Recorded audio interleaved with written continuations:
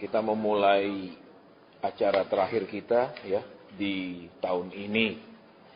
Saudara, beberapa hari lalu saya tiba-tiba jadi kangen sama suasana gereja zaman dulu. Ya. Kalau gereja zaman dulu seperti di gereja saya itu orang datang, begitu datang langsung dia berlutut. Begitu datang berlutut, begitu datang berlutut. Begitu dia masuk gereja langsung berlutut sampai ibadah mau mulai. Dan biasanya mereka datang jauh lebih awal, saudara. Karena begitu datang berlutut dulu, baru sudah tepat jam, baru ibadah dimulai.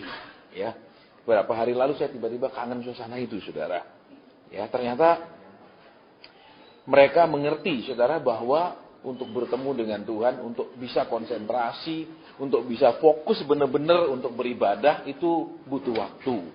Karena saudara jujur ya, walaupun kita sudah terlatih, katakan ya bertahun-tahun kita terlatih di dalam berdoa ya yang berjam-jam, tetap saudara akan ada saatnya di mana kita akan agak sulit berkonsentrasi dan tidak selamanya kita akan cepat sekali bisa berkonsentrasi. Ya, tetapi sekarang saudara dan saya lihat sesi itu tidak ada lagi. Orang datang langsung sibuk pegang HP-nya, pujian naik pun sibuk ngurusi HP-nya, ya saudara, sampai firman pun sibuk ngurusi HP-nya. Bangun yang dicari pertama HP. Pergi gereja enggak bawa HP, kita balik ambil. Tapi kalau enggak bawa Alkitab, langsung dengar-dengar aja nantilah gitu saya. Kemudian waktu dengar firman pun HP kita enggak rela matikan, paling di silent, ya. Terus begitu ada getar kita buka. Kita ingin tahu ada apa, berita apa, sehingga kita nggak bisa konsentrasi, saudara, dengan sungguh-sungguh kepada Tuhan. Iya. Sayang sekali, saudara, kalau ibadah itu hanya berupa liturgi dan tradisi. Ya, tradisinya kita datang, kita menyanyi, firman Tuhan disampaikan, itu tradisi, saudara. Ya, dan itu tahun demi tahun selalu sama polanya, waktunya pun sudah sama. Ya, contohnya pujian 45 menit maksimal, khotbah maksimal 45 menit, pengumuman, persembahan dan lain-lain semuanya diatur fix. Saudara tahu, firman Tuhan katakan segala yang sangat teratur itu penuh dengan kuasa jahat.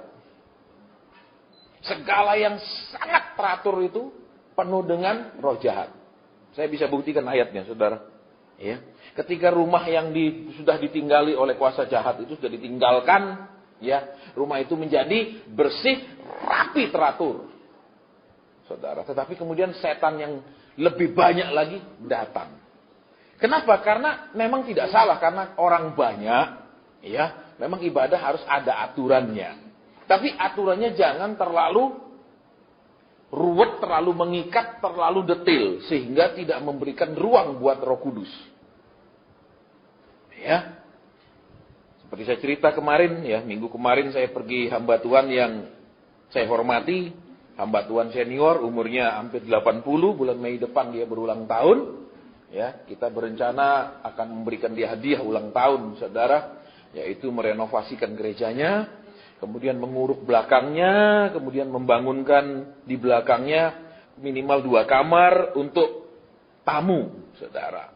Sebagai hadiah karena dia akan berusia 80 tahun. Ya. Hamba Tuhan yang sangat murni, hamba Tuhan yang sangat teruji, saudara, pelayanannya. Ya, jarang ketemu yang seperti ini, saudara. Ya, saya bersyukur di hidup saya masih ketemu manusia-manusia yang sangat jarang bisa ditemukan. Termasuk juga gembala saya dulu di Denpasar, saudara. Ya, cukup lama saya beribadah di situ selama saya kuliah, terus saya kerja. Ya, saudara bisa bayangkan khotbah tanpa kata berkat bertahun-tahun tidak pernah ada kata berkat di khotbah. Dia tidak pernah menarik jemaat supaya cari Tuhan karena berkat. Ya, Tuhan tidaklah daya tariknya karena berkat dan pertolongan, tetapi Tuhan memang daya tariknya adalah firman-Nya, kepribadiannya dan surganya. Bukan hanya tentang saudara ayo cari Tuhan, ayo sungguh-sungguh Tuhan akan berkati, Tuhan akan tolong. Tidak pernah ada kata berkat, saudara, khotbahnya. Ya, dan kemudian saudara, karena tidak ada kata berkat, tahun 90, yang lebih tepatnya tahun 88 mulai, ada perintisan sebuah gereja masuk ke Denpasar, ya. Kemudian 89, kemudian 90, dari itu sebuah persekutuan, kemudian dideklarasikan sebagai gereja, ya. Gereja-gereja semua kesedot jemaatnya. Dalam sekejap semua tersedot, saudara, ya. Semuanya pindah dalam sekejap menjadi sebuah gereja besar. Ya, tetapi yang luar biasa, gereja dia dari 2 kali ibadah, justru semua tersedot, dia menjadi 3 kali ibadah.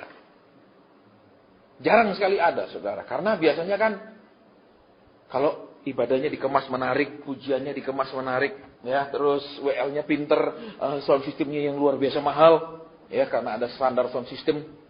Jadi nggak boleh drum biasa yang murah-murah. Jadi semua ada standar, ya, drumnya standar, keyboard standar, ya, karena itu juga bisa dibuktikan, saudara, ketika ada yang mau bergabung, ya, ada yang mau buka cabang tapi bergabung dengan gerejanya, itu harus memenuhi standarnya. Jadi ada standar keyboardnya, standar ini semua ada, ya. Tapi yang luar biasa, saudara, ya, gereja itu tidak pernah tersedot jemaatnya. Karena hamba Tuhannya memberikan contoh yang luar biasa. Saya juga tidak pernah ketemu hamba Tuhan yang membatalkan ibadah rutinitasnya di gereja hanya untuk pergi gereja lain beribadah. Ya, saya yakin saudara tidak akan pernah ketemu. Betul, sampai hari ini. Ya, ibadah tengah minggu itu sering kali, ya, dibatalkan dan dipindah ke gereja lain karena ada undangan di gereja lain. Jadi setiap ada undangan di gereja lain, dia umumkan hari Minggu, saudara, kita diundang oleh gereja anu, mereka adakan kebaktian, kebangunan rohani, ibadah di sini ditiadakan. Ya, dan dia pergi ke sana, saudara. Setiap saya sampai, saya sudah lihat dia duduk di situ. Dia memberikan contoh bagaimana melayani tanpa takut jemaatnya diambil orang, dicuri orang, tanpa takut jemaatnya mungkin tidak balik kalau sudah pergi. Itu saya ketemu cuma 1, saudara. Sisanya nakutinya, ya sekarang jangan, engkau hati-hati, zaman sekarang pengajaran sesat, jangan, yang harus waspada, banyak nabi palsu, pokoknya ditakut-takuti semua. Bahkan ada tempat yang tidak pernah sekalipun mengumumkan undangan dari gereja lain, sama sekali tidak pernah. Ya, semua undangan disembunyikan, semua undangan hanya diambil dan dibaca dan selesai. Ya, karena ketakutan. Itu yang saya ketemu, saya beruntung punya ketemu orang yang seperti itu, ya. Saya juga beruntung ketemu orang yang tidak peduli seperti yang ini, saudara. Setiap ada bantuan selalu dia bilang, "Pak," dia panggil saya Pak walaupun usia saya seusia dengan anaknya. "Ada gereja rasanya, Pak." Selalu gereja anu di pikirannya selalu kalau ada bantuan, ada dana, selalu gereja diutamakan. Tidak pernah dia, kita butuh. Jarang saudara ketemu manusia seperti begini. Dan yang terbukti luar biasa ketika dia disuruh mengembalakan gereja yang terkenal dengan orang-orang kayanya. Dia ditarik untuk menggembalakan. Keluar dari desa yang sudah sejak tahun 71, dia layani, ya, yang hanya melayani orang-orang sederhana sekali. Ya. Tidak mau. Dia bilang, Tuhan tidak suruh saya. Siapa tidak suka dipromosikan dari desa ke kota? Siapa tidak suka dipromosikan dari melayani orang kampung yang biasa, yang persembahannya mungkin paling besar 5 ribuan, menjadi persembahan yang top, fasilitas top semua, saudara. Ya, saya beruntung, tapi memang orang-orang itu sangat amat sedikit, saudara. Ya, dan langka sekali ditemukan, karena memang jenis seperti itu susah dicari, tapi masih ada. Saya katakan sama teman kita, karena kami bertiga kemarin ke sana, ya, saya katakan semoga secepatnya kita bisa merealisasikan proyek itu, ya, merenovasikan gerejanya, kemudian menguruk di belakang, membangunkan kamar untuk tamu, karena dari kota butuh 2,5 jam lagi untuk ke sana. Dan di sana tidak ada hotelnya, saudara, nggak ada losmen, karena itu desa. Sehingga kalau ada pembicara mesti nginep di kota, terus pagi sekali baru menuju ke situ untuk melayani. Jujur saja, ya saudara, kita seringkali diajar hanya untuk melihat diri kita sendiri. Kita diajar hanya fokus pada masalah kita sendiri. Dan kita diajar daya tarik Tuhan hanya berkatnya, pertolongannya. Tidak pernah daya tarik Tuhan adalah pribadinya. Pribadi Tuhan tidak menarik, tapi berkat Tuhan luar biasa menarik. Dan itu terus yang selalu disampaikan dan ditonjolkan dalam pemberitaan firman Tuhan. Saudara akan diperkaya, saudara akan diselesaikan masalahnya selalu tentang tangan Tuhan. Tidak pernah tentang pribadi Tuhan. saudara. Ya, sehingga kalau saudara bergaul dekat dengan Tuhan, saudara akan bisa mendengar suara Roh Kudus, saudara akan bisa mendengar suara Tuhan Yesus ketika dia berbicara kepada kita dengan nada menangis. Jangan pikir Tuhan itu selalu bersukacita, bisa menangis. Saya berapa kali mendengar suara Tuhan menangis ketika berbicara kepada saya. Yang paling saya ingat, anak-anakku selalu menyalahpahami aku. Aku tunda menolong mereka, aku menunda untuk segera menjawab mereka. Mereka itu menganggap aku nggak peduli. Aku bersegera menjawab mereka, bersegera memberi mereka, bersegera menyelesaikan problem mereka. Mereka nggak datang lagi kepadaku. Dan suara nada itu nada menangis, saudara. Ya, kenapa? Karena saudara bisa bayangkan kalau saudara sebagai sebuah pribadi, tidak ada seorang pun mengerti saudara. Di rumah tangga pun saudara hanya satu orang yang tidak mengerti saudara. Misalnya anak-anak ngerti, tapi pasangan saudara tidak pernah ngerti saudara juga sakit sekali. Dan itu yang sedang terjadi saudara. Bahwa orang-orang jarang mencari hatinya Tuhan. Jarang mencari perasaannya Tuhan. Yang dicari cuman ya ini kekayaan, kehormatan, kemuliaan, kelimpahan dan lain-lain. Dan itu yang selalu dikhotbahkan menjadi daya tariknya Tuhan.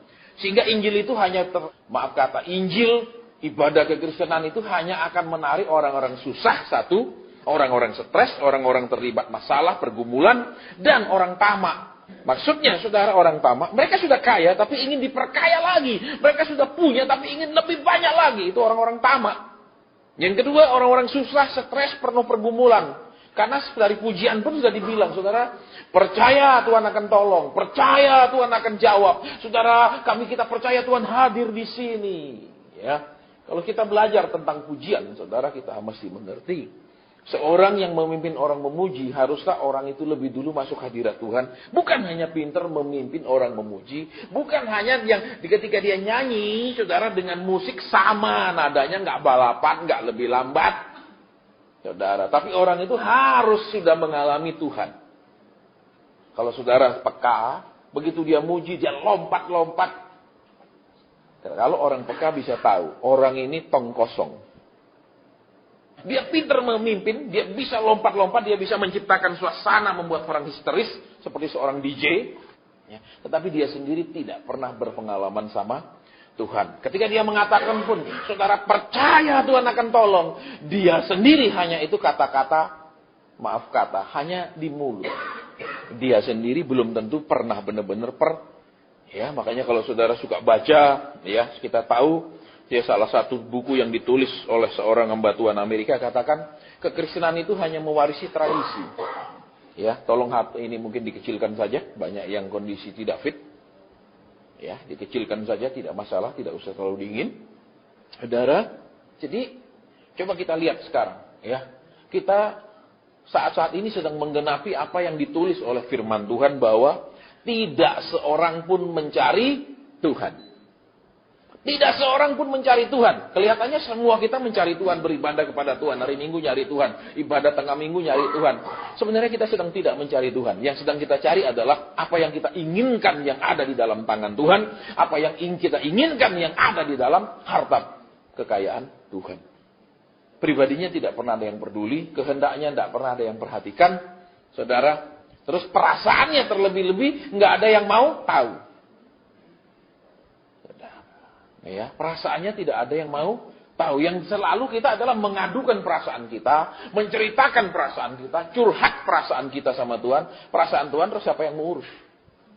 Nah, ini yang terus-terus terjadi, saudara. Sehingga senang tidak senang, saudara, ketika seperti ini Tuhan akan memberikan teguran. Kalau tidak diperhatikan, Tuhan akan memberikan lebih keras lagi. Lebih keras lagi. Kita akan mengalami proses. Ya, dan itu bukan hanya kerusuhan, tapi hampir mendekati perang, saudara. Kalau kita tidak benar-benar berubah, cari Tuhan hanya untuk cari kekayaan, cari Tuhan hanya untuk cari yang kita mau, datang kepada Tuhan hanya mau minta, tapi tidak pernah mau karib sama Tuhan. Dan Tuhan katakan itu harus terjadi. Tidak ada satu orang pun bisa membatalkannya. Tidak ada satu kelompok pendoa yang bisa membuat itu tidak terjadi. Itu harus terjadi. Jadi teruskan saja, kita bicara tentang kekayaan, kita bicara tentang Tuhan akan pertambahkan, kita punya duit, aset, Tuhan akan bikin kita lebih makmur. Just go ahead. Pada saat itulah nanti akan diselesaikan semua. Saya terbuka sama saudara sekarang tentang apa yang akan terjadi. Ya, jadi kalau terus dengar khotbah yang enak-enak, terus hanya cari Tuhan, dikasih menderita sedikit, dikasih susah sedikit, sudah ngamuk, nggak bisa terima, ya akan ada yang lebih besar lagi. Tetapi ingat saudara, kita tidak bisa menengking apa yang akan terjadi, karena Tuhan bilang itu harus terjadi. Ya, ketika Yusuf dapat mimpi pun dia bilang ada 7 tahun kelimpahan, ada 7 tahun kelaparan. Yusuf tidak disuruh tengking, hindarkan supaya tidak terjadi, tapi dia disuruh menyiapkan hidupnya untuk menjadi alat pada tahun-tahun itu. Hanya itu saudara. Ya, terus apa yang Tuhan maksudkan dengan kejadian keributan seperti itu, saya nggak bisa cerita sama saudara. Ya, saya terus terang saya katakan saya khawatir kalau saudara suka medsos. Karena kalau saudara sampai cerita di situ, nanti kita urusan saudara, karena dianggap membuat keresahan di masyarakat. Ya, biar nanti ketika itu terjadi, ya saudara ingat gitu aja dah, gampang. Ya, oh sudah pernah diperingat. Ya, baik, kita akan lanjut saudara di malam ini. Ya, yang pertama, orang-orang yang selama ini tidak pernah sungguh-sungguh mencari Tuhan, waktunya sungguh-sungguh mencari Tuhan.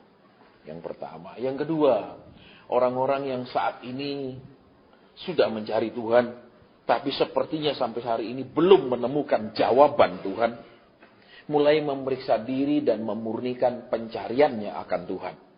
Cari Tuhan atau cari jawaban? Ya, sering kita cari Tuhan karena memang mengharapkan jawaban, bukan mengharapkan Tuhan.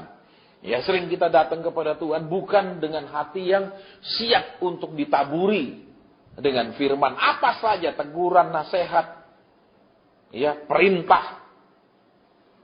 Tapi kita datang dengan hati yang seringkali sudah tertutup, hati yang sudah dibuat katup-katupnya. Kalau tentang berkat, katup dibuka. Kalau tentang janji Tuhan, katup dibuka. Tapi kalau tentang perintah-perintah, katup semua ditutup. Seperti itu. Saya tidak tahu, saudara, apakah nanti itu akan dimulai dengan kematian daripada salah satu tokoh politik besar. Jadi saya lihat ada satu tokoh politik besar yang akan mati. Seperti itu. Karena ada hal yang saya tidak bisa share dengan saudara. Ya, karena ya kembali itu suka medsos. Ya, mau ibadah aja HP nggak bisa dilepas, saudara. Betul? Pegangin HP. Saudara pegang HP berapa jam sehari sama baca firman berapa menit sehari.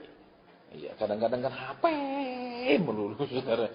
Iya, bangun cari HP-nya. Ya, atau mau tidur mana HP-nya. Mau makan tahap semua, saudara. Oke, jadi Pak ini belum dah tegur tok.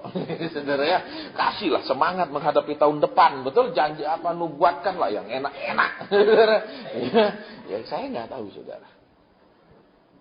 Jadi kalau saudara dan saya sampai hari ini masih lari dari pembentukan Tuhan, masih lari dari proses Tuhan, silakan lari sejauh-jauhnya. Betul? Sejauh-jauhnya saudara dan saya lari, begitu saudara sampai, jadi tunggu lagi di sini sama Tuhan. Halo. Ya, sudah sampai sini ya. Ya, itu saudara. Jadi yang kedua ya, carilah Tuhan. Ya, yang sementara mencari Tuhan tapi belum mendapat jawaban Tuhan, lebih murni sekarang. Ketika saudara dan saya punya problem dan masalah, tidak salah berdoa, tidak salah berseru, tidak salah meminta. Tapi seringkali Tuhan mau memurnikan permintaan itu bukan lagi datang karena cari jawaban, tapi cari Tuhan. Dan tidak semua orang bisa lulus di proses ini. Rata-rata tetap saudara yang utama adalah berdoa untuk masalahnya. Tetap tahun demi tahun demi tahun demi tahun dia tetap berdoa buat pergumulannya. Dan dia tidak pernah mengalami perubahan pemurnian doa.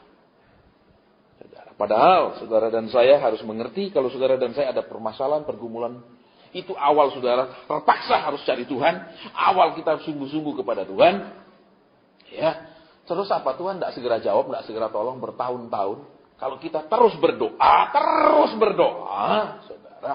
Itu terjadi proses perendahan hati. Ya, Alkitab bilang barang siapa yang merendahkan diri akan ditinggikan. Cuman itu Tuhan tidak bisa bilang barang siapa yang berdoa akan dijawab terus. Nah, Tuhan katakan barang siapa yang merendahkan diri akan ditinggikan. Kita tidak merendahkan diri dengan sok ramah sama orang, salaman, nunduk-nunduk, cium tangan. Itu bukanlah kerendahan hati. Saudara, itu tata krama, itu beda. Tidak dijawab tetap doa, nggak dijawab tetap doa, nggak dijawab tetap doa, nggak dijawab tetap datang. Itu menebalkan muka dan menipiskan hati. Banyak orang Kristen ini mukanya terlalu tipis, hatinya terlalu tebal. Ya, tidak dijawab ya sudah malas doa, tidak dijawab ya sudahlah, tidak, terserah sudah mau dijawab atau tidak lah. Itu mukanya terlalu tipis. Tapi hatinya tebal, kenapa? Karena tidak mau dikikis oleh Tuhan kesombongannya. Saudara, salah satu ciri saudara orang yang sudah mulai ada kerendahan hati adalah dia bisa berdoa berjam-jam. Salah satu ciri. Tapi Pak, kan banyak orang bisa doa berjam-jam karena masalahnya. Betul. Tapi kalau dia bisa terus-menerus berdoa lama bertahun-tahun, itu bukan lagi karena dia memang punya masalah, tapi sekarang mulai ada perendahan hati. Mulai dia tetap cari walaupun nggak dijawab. Itu proses perendahan hati. Kemarin kita sudah dengar bersama kan? Tuhan katakan kalau kamu punya iman sebesar biji sawi. Saudara, pohon sesawi itu besar, ya toh? Tapi dia punya benih kecil banget. Jadi kembali saya ulang, Tuhan kita dahsyat, maha kuasa, maha besar. Tapi saudara dan saya jangan sok maha kuasa, maha besar. Kita harus menjadi kecil seperti biji sawi. Diperintah ya bisa, diatur ya bisa, ditegur ya silakan, diperintah ya monggo. Jangan janjimu ku pegang, dan ku dengarkan, ku catat. Perintahmu mungkin untuk orang sebelahku. Itu yang sering terjadi, saudara. Tapi kalau udah janji Tuhan, itu untuk aku. Amin, amin, amin. Tapi kalau mulai teguran Tuhan, tidak ada orang bilang amin, saudara. Dia merasa, saya sih ada begitu, tapi tidak parah. Betul? Ya ada sedikit lah. Betul? Saya yakin orang banyak yang lebih parah dari saya. Berarti itu untuk mereka. Hanya janji Tuhan untuk aku, teguran Tuhan pasti bukan untuk aku. Ini jadi masalah, saudara. Ya. Dan kita tahu, saudara, saat-saat ini ibadah sudah putus hubungan sama sekali dengan surga. Ibadah yang diadakan, saudara, walaupun itu untuk memuji Tuhan, walaupun itu untuk memuliakan Tuhan, walaupun itu untuk membaca firman Tuhan, tetapi koneksi dengan surga itu sudah banyak sekali, sama sekali tidak ada. Jadi, mereka merasa dengan punya Alkitab, mereka sudah tahu persis segala sesuatu maunya Tuhan, kehendak Tuhan, dan lain-lain. Ya, kemarin saya sudah sampaikan di radio. Saudara, ahli Taurat tahu Yesus akan lahir di mana. Tapi dia tidak pernah tahu kapan Yesus lahir. Betul? Dia hanya tahu sebagian kecil saja daripada apa yang Tuhan janjikan dan lakukan. Dia tahu yang Tuhan kerjakan, dalam arti janjikan. Tapi dia tidak punya waktu, gambaran kapan Tuhan akan lakukan. Ya, zaman sekarang sama, kita dijanjikan Tuhan akan segera tolong kau. Kapan? Segera. Betul? Segeranya kapan? Segera. Loh, kapan segera itu? Terus dia tidak pernah terlambat. Kita membayangkan kalau ada utang, kalau ada apa, kita nggak disita, kita nggak jual. Oh, keliru, saudara. Standarnya Tuhan tidak pernah terlambat itu, saudara, berbeda dengan standar kita tidak pernah terlambat. Ya. Maksudnya kalau dia bilang dia tidak pernah terlambat, jangan kita berpikiran kondisi kita ini kalau parah, dia akan segera bereskan. Bukan. Saudara, yang pengertian dia tidak pernah terlambat itu yang selalu ada di pikiran Tuhan adalah timetable-nya Tuhan, planning-nya Tuhan, saudara, action plan-nya Tuhan. Itu bedanya, saudara. Begitu kita mendengar ayat Tuhan tidak pernah terlambat, bayangan kita apa? Kita punya masalah, langsung tertolong. Kita punya penyakit, ya tidak sampai mati, pulih. Tidak sampai parah banget, dipulihkan. Itu pikiran kita, pengertian dia tidak pernah terlambat, betul. Pikiran kita selalu berhubungan dengan keadaan kita. Padahal kalau Tuhan bilang aku tidak pernah terlambat, dia bicara tentang rencananya dia, timetable-nya dia, action plan-nya dia. Loh. Ini yang sering kita selalu mengerti ayat menurut kita. Lah, kalau kita harus mengerti dia ngomong gitu kan menurut dia. Kalau seorang bapak bilang sama anaknya, ya, nanti aku belikan kamu HP yang sesuai dengan kamu. Pengertian sesuai dengan kamu, anaknya pasti berpikiran seperti maunya dia, betul? Tapi kalau bapaknya yang sesuai dengan kamu, artinya apa? Ya, umurmu segitu, betul? Nggak usah minta HP keliwat canggih, nggak ada gunanya, betul? Tuh, iya apa ya? Kita selalu berpikir, sesuai nanti sesuai. Oh, berarti sesuai mau saya mau apa yang paling canggih misalnya. Anak SD pakai S8 untuk apa? Betul? Kasih aja HP yang sejutaan itu, yang penting Android sudah baik. Dia kan tidak untuk merancang gambar, merancang tetek bengek sampai dia perlu yang begitu canggih, betul? Nah, kita selalu begitu dengar kata diberikan, sesuai mau saya. Loh, ya kalau sekarang sang bapak ngomong berarti sesuai mau bapaknya kan, sesuai dengan penilaian bapaknya. Lah, anak SD kelas begini kok HP keliwat canggih, bisa apa dia? Nah, sering kita begitu dengar Tuhan tidak pernah terlambat, otaknya langsung masalah saya ini. Loh, salah. Ketika Tuhan bilang dia tidak terlambat, berarti apa? Aku sudah tetapkan planningku kayak gini dalam hidupmu. Satu. Terus, kedua, ini ada timetable-nya. Berarti apa? Proses pemurnianmu masih berapa lama? Ya toh? Terus, proses yang kau ketekunanmu akan aku didik berapa lama? Terus, action plan-nya Tuhan apa? Kalau kita di perusahaan kan ada seperti itu, saudara. Action plan-nya berarti karena aku punya rencana tahun segini kamu mesti begini. Terus aku segera harus didik kamu karena untuk itu dibutuhkan waktu sekian lama minimal kalau taat. Kalau enggak nurut berarti lebih molor. Gitu loh. Sudah dong. Tapi selalu pikiran kita begitu bilang Tuhan tidak pernah terlambat. Langsung mikirnya problem kita itu yang dia akan tidak pernah terlambat. Tolong loh. Yang saudara dan saya baca ketika Tuhan bilang aku tidak pernah terlambat itu, kita yang memperkatakannya atau Tuhan yang memperkatakannya? Tuhan. Jadi sesuai maksud Tuhan, betul? Loh, iya apa ya? Iya apa ya? Sering seperti ini, saudara, bentrokannya. Makanya, saudara, kenapa banyak kita seringkali begitu mudah kalau dengar janji Tuhan? Ya, begitu cepat amin kalau dengar nubuatan yang enak-enak. Tapi berapa banyak nubuatan terjadi? Sangat sedikit. Ya, jadi cari hamba Tuhan itu bukan cari peneguhan, tapi cari petunjuk. Ya, makanya kalau ada orang hubungi saya, Pak Sen, saya mau minta peneguhan. Saya cari orang lain untuk meneguhkannya. Contoh, Pak Sen, anak saya ditaksir sama anu loh Pak Sen. Terus rasanya cocok Pak Sen, orangnya baik, gini. Saya mau minta peneguhan. Oh maaf, tidak ada peneguhan. Cari orang lain untuk meneguhkannya. Kenapa? Peneguhan artinya sudah yakin, terus cari pembenaran perkataan hamba Tuhan. Itu peneguhan. Mestinya tanya, ini gimana? Kadang orang itu lihat, makanya kita tidak melayani orang cari peneguhan. Ya, tidak ada saudara. Kalau saudara bilang, Pak saya mau cari peneguhan, tidak ada. Kita tidak melayani peneguhan-peneguhan. Saudara cari tempat lain aja. Ya, yang kita bisa memberikan petunjuk Tuhan, bukan meneguhkan yang apa yang engkau sudah yakini dan engkau akan pasti kerjakan. Tidak ada. Kalau sudah yakin kerjakan aja sendiri. Kalau gagal ya nikmati sendiri gitu loh. Jangan libatkan orang. Habis pendeta itu dulu setuju. Nah, itu saudara. Dia bilang oke, diberkati. Ya, salah kok. Saya tahu di PD kita ini banyak sekali orang yang luka batin. Entah kecewa sama pimpinannya, entah ya macam-macam, saya nggak sebut lah. Ya, ini banyak orang luka batin di sini. Ya. Jadi sulit saudara, kita ini sedang di gua Adulam mengumpulkan orang-orang luka batin, saudara. Betul.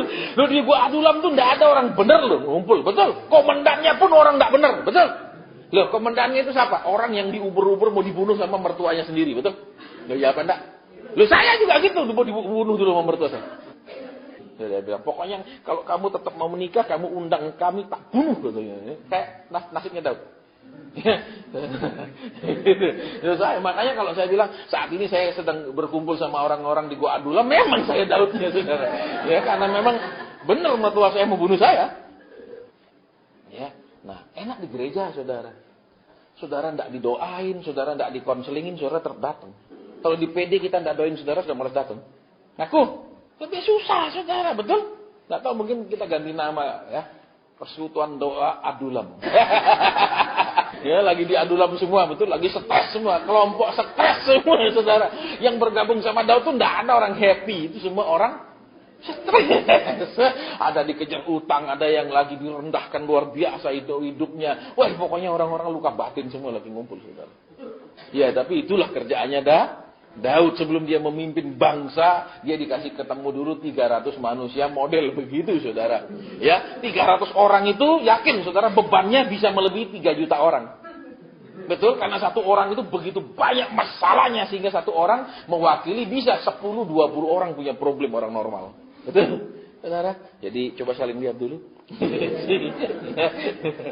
Bebannya seberapa berat melebihi orang normal, saudara. Baik. Jadi yang kedua ini, saudara, ini yang banyak orang gagal. Ini yang banyak orang tidak pernah mencapai ketika dia terus berdoa. Dia terus berdoa, dia sedang direndahkan, saudara, pribadinya, gengsinya. Kenapa? Karena kita terus-menerus seperti pengemis di hadapan Tuhan. Terus datang walaupun nggak dijawab. Terus berseru walaupun nggak diurusin. Terus minta, terus menghadap walaupun Tuhan nggak datang. Kalau saudara dan saya sudah bisa melewati fase itu dengan baik, hubunganmu sama Tuhan tidak akan sama.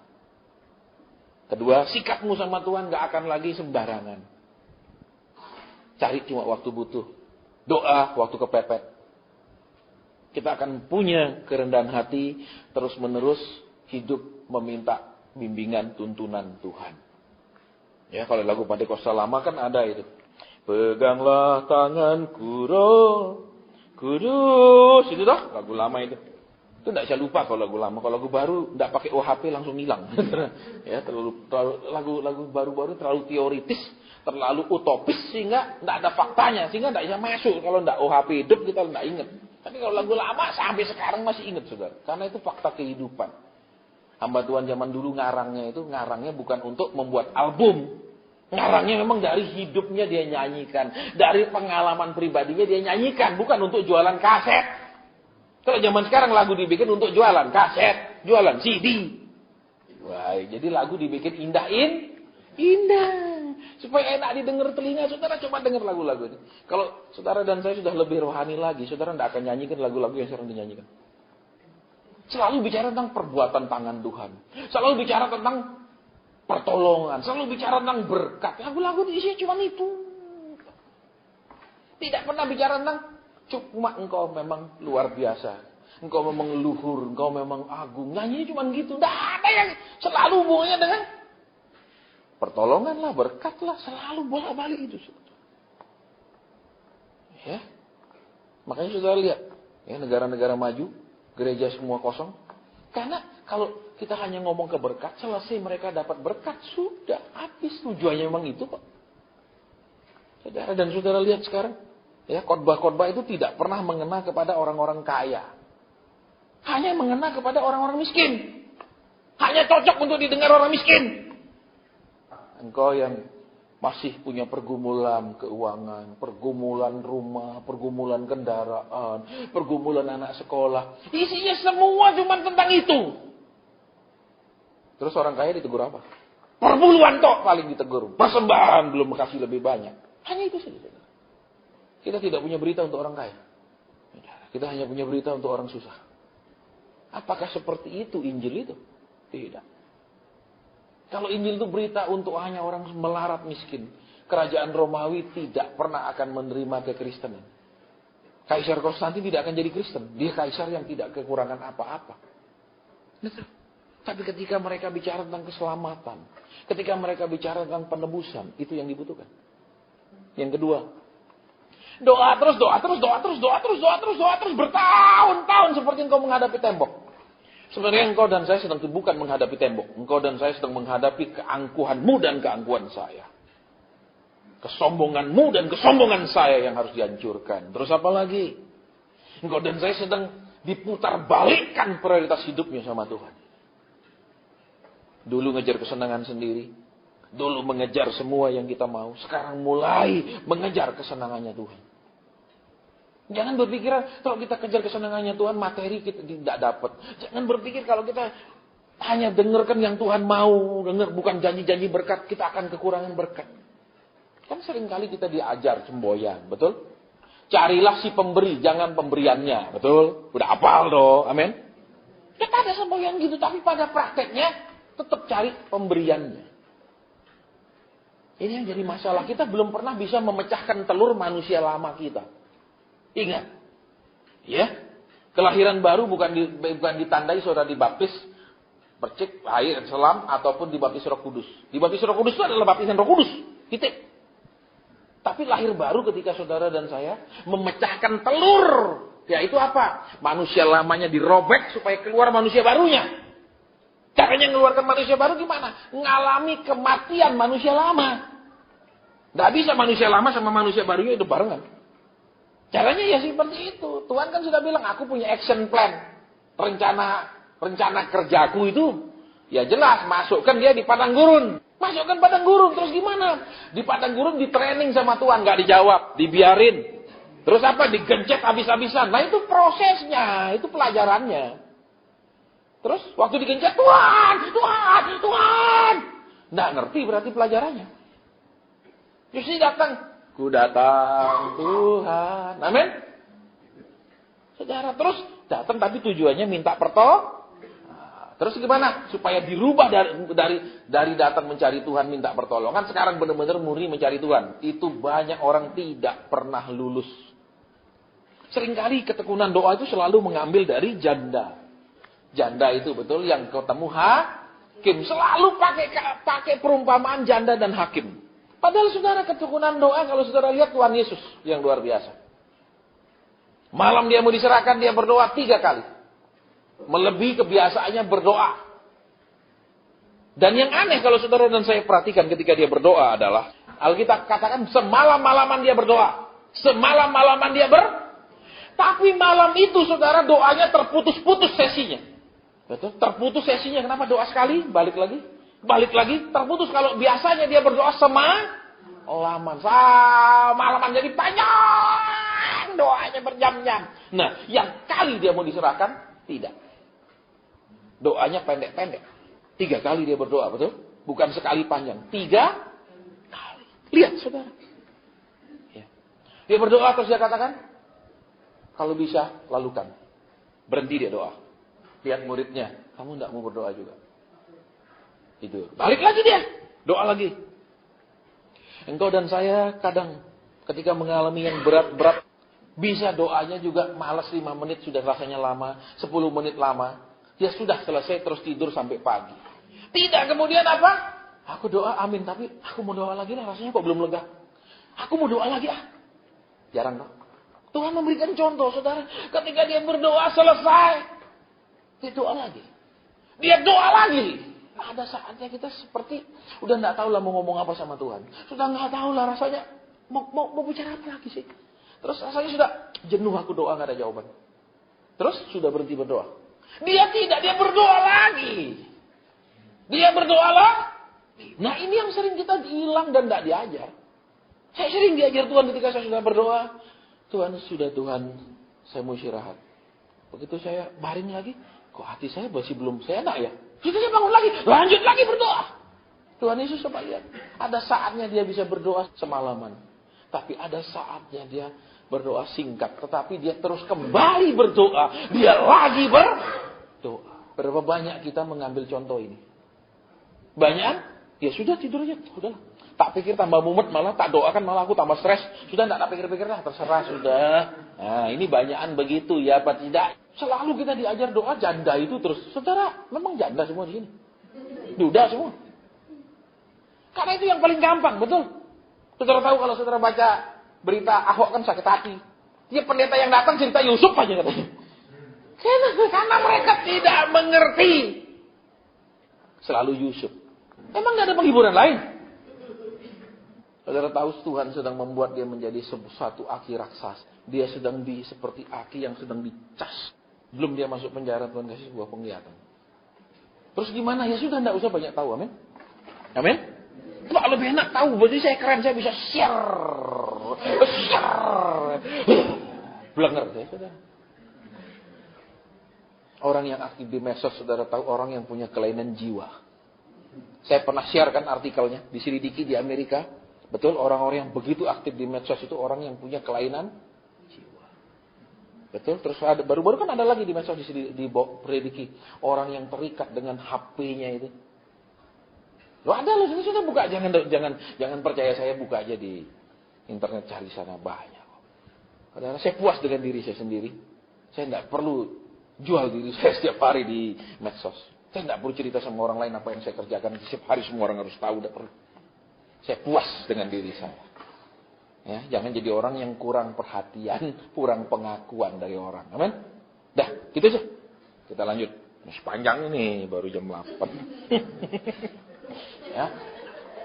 Ciri-cirinya manusia lama kita menolak untuk dimatikan adalah ketika engkau dan saya jenuh berdoa. Ketika engkau dan saya kecewa karena sudah rasanya sudah doa, sudah takun, sudah bertobat dan segala macam, terus mana jawaban? Itu ciri manusia lamanya belum mati. Terus apa lagi cirinya? Ada rasa sakit hati sama Tuhan karena nggak jawab. Kok nggak jawab? Kok nggak jawab? Saudara, ketika engkau dan saya berubah jadi baik, engkau dan saya belum berjasa apa-apa lu sama Tuhan. Kau cuman baru nggak nyakiti Tuhan. Saya ulang. Seorang anak cuman karena dia sekarang berhenti keluar malam, berhenti bandel. Cuman karena itu doang dia belum bikin seneng bapak ibunya loh. Betul? Tapi supaya bikin seneng gimana? Dilihatin bapak ibunya, rajin belajar. Itu bikin seneng. Terus gimana? Semesteran nilainya bagus-bagus. Anaknya dikasih les di mana? Jangan ditanya, guru lesnya anak ini masih hidup enggak? Ya, kok goblok gini anaknya misalnya. Ketika engkau dan saya bertobat, berubah, rajin doa. Engkau dan saya belum berjasa apapun. Jasa saudara dan saya masih nol di mata Tuhan. Tidak ada apapun jasanya. Belum bikin senang apapun. Tapi kalau sudah mulai sesudah itu, mulai berubah. Bisa disuruh doakan si Anu. Dia lagi ketika sedang doa Tuhan ini. Tuhan bilang doakan si Anu, dia lagi susah. Kamu pergi kunjungi si Anu, hibur dia lagi putus asa. Nah itu baru ada jasa, mulai ada jasa. Kelirunya kita selalu apa? Kalau sudah bertobat, sudah berubah, itu sudah jasa. Dari mana? Pegawai rajin masuk kantor, tepat waktu masuk kantor, tapi sampai kantor mainan HP, tidak kerja, itu tidak ada jasanya. Jadi engkau dan saya ini coba sekarang standarnya Tuhan. Standarnya apa? Saya berubah, itu berarti saya semakin mengurangi menyakiti Tuhan. Saya bertekun, berarti saya semakin mau meninggalkan kebodohan saya, meningkatkan pengenalan saya akan Tuhan. Belum ada jasanya. Saudara, sering kita merasa sudah doa, sudah tobat, sudah Tuhan jawab. Kadang kita di sini loh saudara. Saudara dan saya itu pakai timbangannya Tuhan atau pakai timbangan sendiri. Timbangan kita sendiri tidak pernah ditera dinas meteorologi surga sehingga tidak sah. Karena kita selalu terima ajaran yang gampang-gampang bikin kita senang. Kalau ada sekolah yang bikin muridnya senang, itu pasti sekolah tidak bermutu. Sekolah yang bermutu pasti bikin muridnya stres terus. Kami dulu sekolah yang selalu bikin stres murid. Tidak ada mata pelajaran kosong. Guru yang pelajaran ini nggak datang, guru lain masuk misi. Tidak ada jam kosong.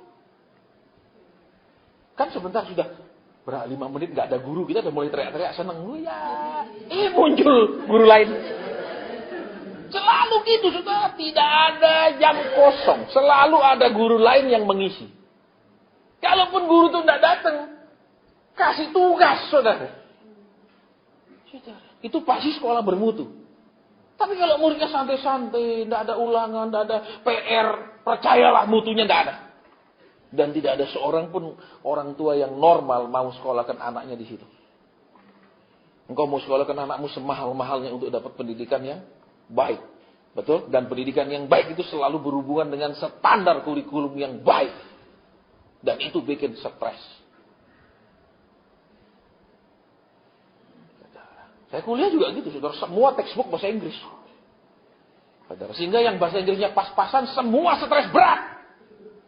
Kenapa tiap 2 kalimat buka kamus? Berapa kalimat buka kamus? Lah semua bukunya gini-gini tahu bahasa Inggris, buka kamus terus. Mutu selalu berhubungan dengan standar. Standar selalu berhubungan dengan ketaatan, kecocokan dengan kurikulum. Saudara tahu Alkitab ini adalah pengajaran seumur hidup. Kita masih bayi, kita masih sekolah minggu, ada pengajaran sekolah minggu. Walaupun ayatnya sama. Kita remaja, ayatnya sama. Ada pengajaran untuk remaja, walaupun ayat sama. Kita sudah dewasa, ayat sama. Tapi pengajaran akan pengertiannya berbeda. Tapi selama ini selalu kita dikasih makanan anak-anak. Percaya Tuhan pasti berkati. Percaya saudara utangmu. Percaya masalahmu. Segala sesuatu itu akan selesai tidak secepat omongan pendeta. Tetaplah berdoa walaupun tidak dijawab. Tetaplah meminta, tetaplah berseru. Supaya kenapa? Manusia lamanya koyak, keluar manusia baru dari dalam. Masih ingat ayat yang mengatakan bahwa benih itu harus mati lebih dulu? Benih itu selalu, saudara, kalau dia masih berbentuk benih, dia masih dibungkus oleh cangkangnya. Supaya benih ini bisa hidup, cangkang ini harus pecah. Supaya benih ini bisa hidup, dia harus keluar dari cangkang. Selama dia di dalam cangkang, tidak bisa hidup. Saudara punya telur, saudara erami, telur ini busuk. Bisa keluar dari cangkang apa? Tiba-tiba keluar gitu. Kepala ayam keluar? Nggak bisa. Tapi di waktunya, telur itu akan pecah dan anak ayam akan keluar. Tapi kalau telur itu masih berbentuk telur, tidak ada proses menjadi anak ayam di dalam, keluar dia. Keluar Pak kalau diceplok. Jadi Tuhan mau apa? Tuhan mau mengerjakan dalamnya dulu loh. Ini dalamnya, dalam telur itu dulu dikerjakan. Bukan cangkang telurnya dipecahkan.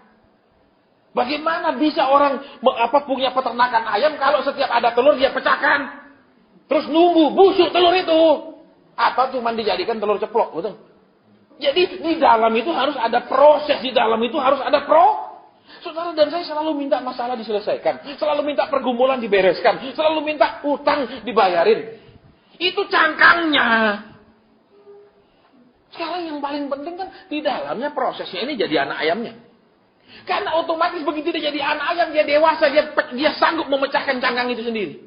Tidak perlu orang bantu begitu, ini ceplok-ceplokin, ambil satu-satu, banting-banting supaya keluar. Tidak usah, dia keluar sendiri.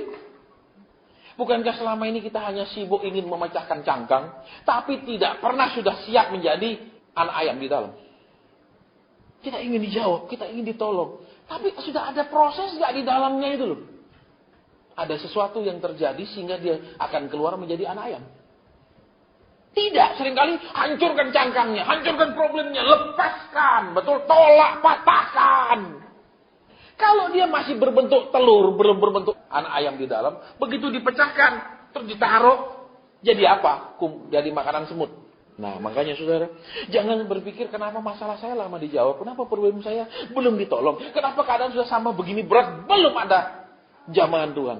Anak ayam sudah bertumbuh nggak di dalam cangkangnya? Kalau belum, nggak usah tanya-tanya lah. Tapi Pak, banyak kan yang nggak pakai proses gini? Banyak, saya sampaikan. Ada. Ingat saudara ya, pengajaran firman Tuhan bukanlah suatu legalisme. Mesti segalanya persis seperti yang disampaikan seorang hamba Tuhan. Tidak. Tuhan juga bisa cara lain. Contohnya, ada orang yang mau belajar peka mesti berdoa terus-menerus. Ada orang cuma ditumpangi peka. Ada berapa orang saudara saya tumpangi tangan, hari itu juga dia menjadi peka. Dan sekarang sudah rata-rata kayak, karena punya pelayanan-pelayanan yang dicari pengusaha-pengusaha. Karunianya persis, ketemu orang, maaf, engkau berencana bangun ini, engkau berencana invest ini tanpa orang cerita. Itu uangnya banyak loh. Punya rumah, punya apartemen, wah itu banyak.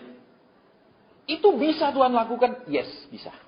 Yang saya lihat dengan mata kepala saya sendiri adalah motivasi kemudian menjadi berbeda. Ada satu yang bisa melayani sampai jam 12 malam, saudara konseling. Dia akan berapapun datang dia layani sampai tengah malam, yes. Yang penting amplop. Berapa kali saya ketemu dia, saya katakan, jaga kondisi tubuhmu. Kamu tidak bisa melayani terus-menerus seperti ini. Karena dia di mana-mana bilang, saya muridnya Asen. Saya bilang, jaga kondisi tubuhmu. Pelayani jangan gila-gilaan sampai tengah malam. Dia bilang, Pak Asen enak. Sekali konseling orang berapa juta? Saya konselingin orang 300 Pak. Oh, jadi kau pikir karuniamu itu untuk cari uang? Karuniamu itu untuk cari amplop? Jadi siapapun mau konseling sampai jam berapapun mereka bisa kau terus mau layani? Saya diam aja. Kemudian, ya banyak masalah.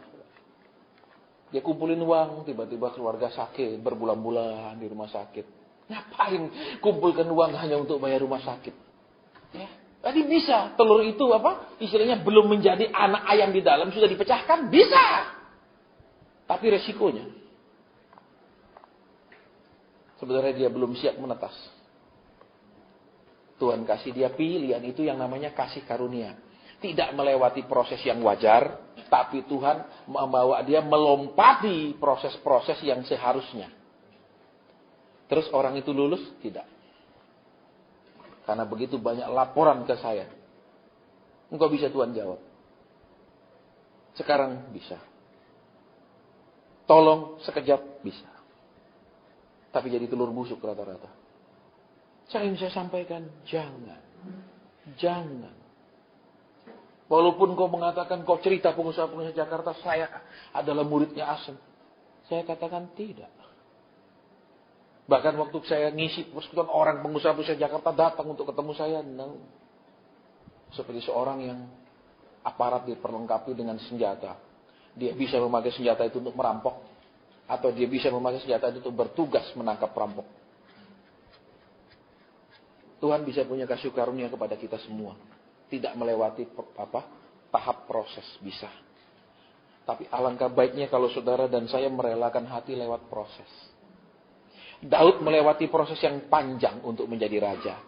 Salomo tidak melewati proses apapun untuk menjadi raja. Betul? Cerita hidup mereka sama sekali berbeda. Saudara dan saya ingin mengakhiri sejarah hidup seperti Daud. Atau ingin melewati dan mengakhiri hidup seperti Salomo. Proses yang menentukan perjalanan selanjutnya. Proses yang menyiapkan akhir dari sebuah perjalanan. Tapi Pak, ini berat sekali. Saudara, sebenarnya tidak berat. Tidak ada di sini yang sampai puasa, tidak makan seminggu karena nggak punya uang. Tetap ada uang. Tidak ada yang sampai maaf kata harus tinggal di bawah pohon. Cuman bedanya adalah itu jauh dari kondisi ideal yang kita inginkan. Itu saja. Orang Israel tetap makan, betul? Makan mana 40 tahun tidak pernah kekurangan gizi. Tidak ada ketika jalan, maaf kena osteoporosis, kakinya patah. Tidak ada. Mereka sehat terus 40 tahun. Ternyata di dalam mana itu mengandung segala macam vitamin, trace elemen apa yang dia butuhkan. Tapi dia tidak mau makan itu terus. Sama engkau dan saya. Di dalam proses perendahanmu dan proses kerendahan saya, Tuhan mendidik engkau harus menerima apapun yang jauh dari kondisi ideal. Kalau engkau bisa menerima segala yang dalam kondisi tidak ideal, tidak sesuai harapan, maka ketika engkau diperintah, saya diperintah Tuhan, apa yang engkau dan saya tolak, engkau akan lakukan karena sudah terbiasa. Kalau tidak terbiasa akan menolak. Kalau tidak terbiasa akan beralasan macam-macam. Makan hal yang kita tidak bisa terima itu. Terima hal yang kita rasa kok kenapa seperti ini. Terima kasih Tuhan. Kalau ini harus dimakan, telan. Jangan aku tolak, aku patahkan, aku hancurkan. Apa? Itu memperlambat engkau dan saya di proses. Kalau memang engkau dan saya harus lewati jalan ini, siap lewati. Jangan Tuhan, bikinkanlah lebih baik dulu jalan ini, saya tungguin baru saya jalan. Berdoa. Balik tidur lagi. Ini model apa? Betul, baca firman. Tuhan ini lagi medsosan terus. Nanti ada sepet mataku baru ku baca 2 ayat, amin. Selesai tidur. Ya, makanya dulu kan saya masih mau layani. Kalau saudara datang mau nanya, saya jawab. Saudara datang saya mau doakan. Terus saya pikir, ya sudahlah, mereka punya beban berat. Kadang perlu ditanyakan pesan Tuhan. Betul? Tapi saya lihat pola-polanya kok tetap tidak ada pertumbuhan. Wah, nek gini metode pengajarannya dirubah. Karena tidak efektif. Sekarang kita pakai CBSA. Betul? Cara belajar secara aktif. Tidak terus ngajari dictation itu loh. Kalau cara pelajaran dictation itu apa? Zaman dulu namanya imla. Gurunya aja yang gitu. Enggak, sekarang CBSA. Gitu, saudara. Berubah karena kan enak aja. Enggak suka doa di rumah, datang tanya, baik. Tanya sendiri. Tapi saya belum peka, belajar mulai peka. Tapi kalau masalah saya sudah begini berat. Kalau saya tunggu saya peka sudah hancur. Enggak bisa, Tuhan enggak pernah terlambat katanya. Loh. Katanya percaya Tuhan enggak pernah Sudah tahu. Sekarang doa. Nah, waktu saudara dan saya ini kuat berdoa, terus berdoa, ya kan?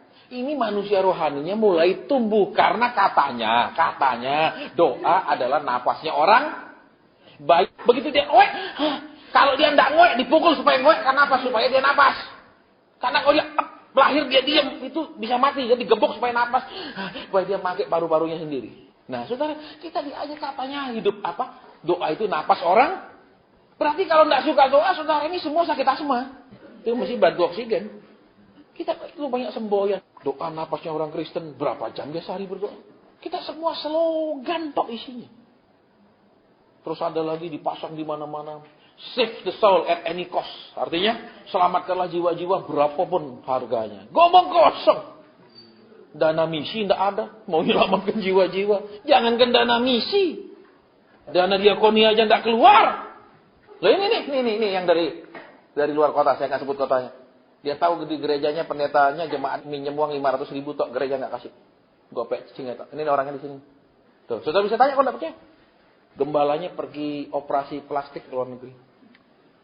Ini kisah nyata nih orangnya di sini nih. Saya nggak ngarang. Ini orangnya pas datang. Saudara boleh dengar sendiri. Tapi kita pasang semboyan, save the soul at any cost. Selamatkan jiwa-jiwa berapapun harganya. Dana diakoni aja nggak boleh keluar. Semboyan. Dan kita share bukti nyata. Nggak usah pakai omong-omong kosong.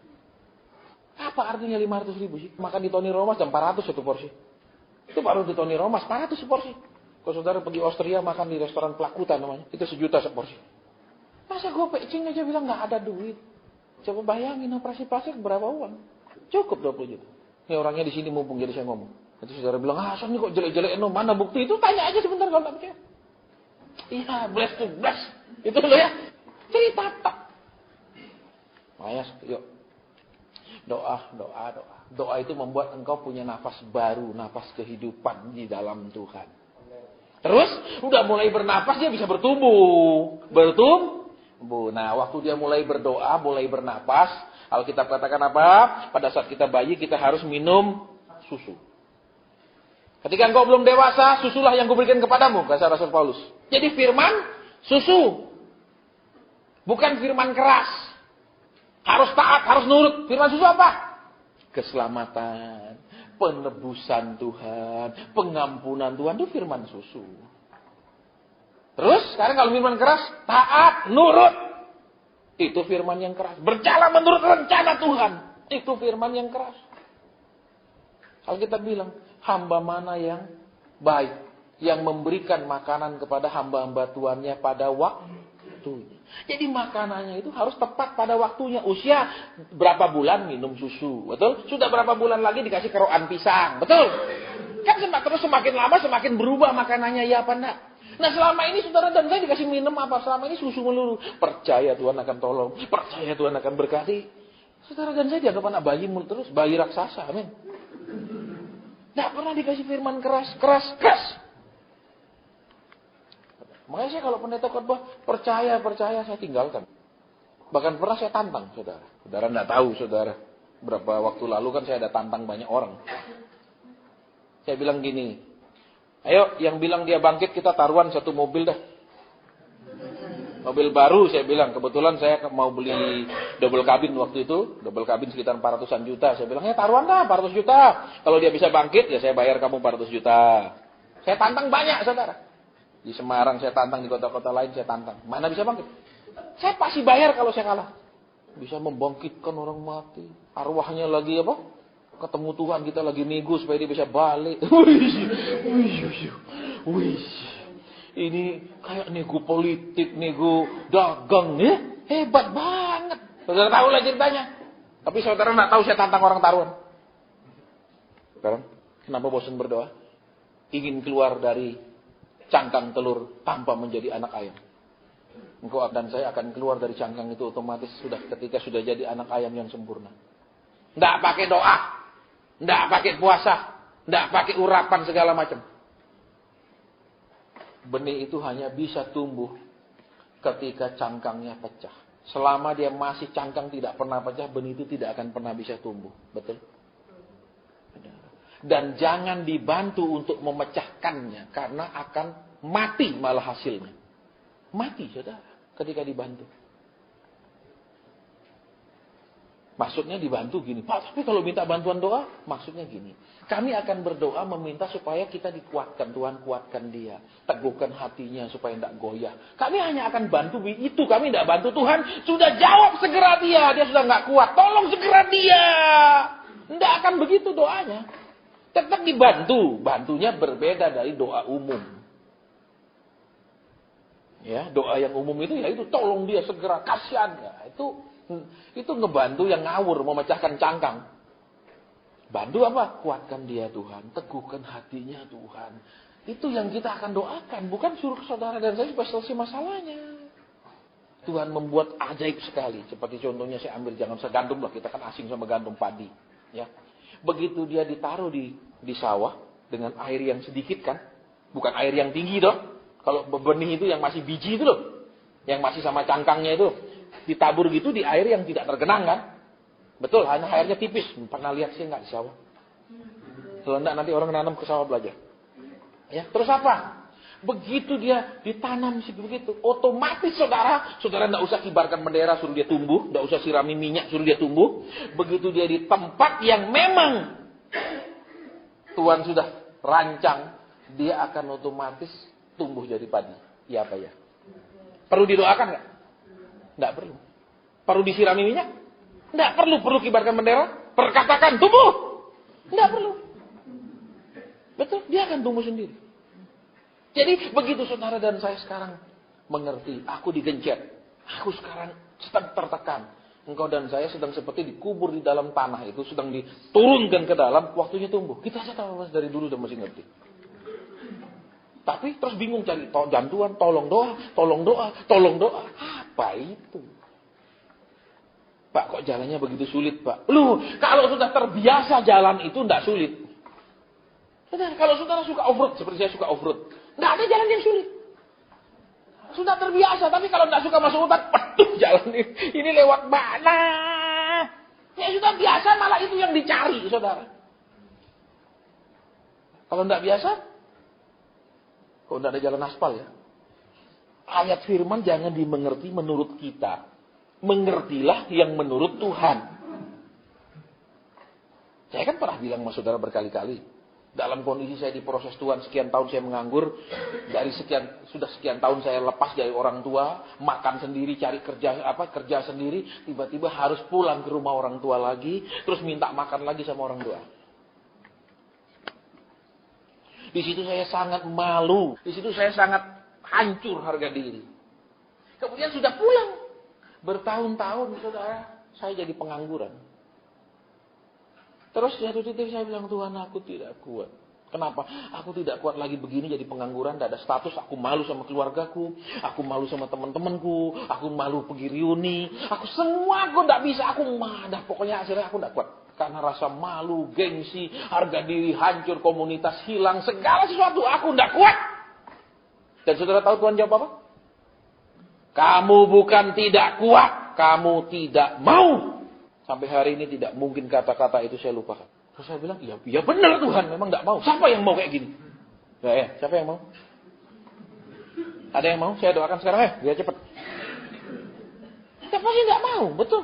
Yang bikin saudara dan saya tidak kuat itu adalah saudara dan saya masih kuat memaksakan kehendak sama Tuhan. Itu yang bikin tidak kuat. Saudara dan saya sedang berenang melawan arus, itu yang bikin lelah. Pergi Nusa Dua, nginep di Hotel Balisol, atau Nusa Dua Beach, atau St. Regis. Keluar ke pantai, setiap sore ada air, air laut yang dari Samudra Hindia menuju ke Laut Jawa. Jadi, saudara ke pantai aja, tarik napas dalam-dalam, saudara terlentang, nanti saudara akan dibawa terus sampai di Club Med Hotel. Saudara nggak perlu berusaha, saudara nggak perlu berenang. Saudara akan sampai dekat pelabuhan benua. Karena itu ada arus air dari Samudra India ke Laut Jawa. Tidak usah berusaha, saudara akan sampai. Tapi kalau coba saudara dari Club Med berenang, remuk badan kita. Karena melawan arus. Jadi sekarang, kenapa aku lelah? Karena aku melawan. Titik. Tapi diem sakit loh Pak. Nah, masalahnya di situ saudara. Masalahnya di situ. Yang bikin kanan tidak bisa diem itulah justru sakit. Diem aja, tarik nafas kuat-kuat terlentang. Nah, dulu gitu masih saya kuliah saudara. Sore saya sering. Karena kita anak kos. Waktu itu saya uang sekolah dikasih orang tua cuma 100.000 satu bulan. Itu sudah bayar kos plus makan. Jadi untuk menghemat uang itu, saya tiap sore ke pantai. Hunting bule. Bawa kartu mahasiswa, lihat bule kita deketin, kenalkan diri, ngobrol-ngobrol. Dia senang sama kita, dia bilang, "Would you like to come tonight for a tea?" Kamu mau nggak datang malam ini nemenin makan? Mau, semua bintang 5 di situ. Datang kita makan mewah-mewah, hemat minimal sekali makan.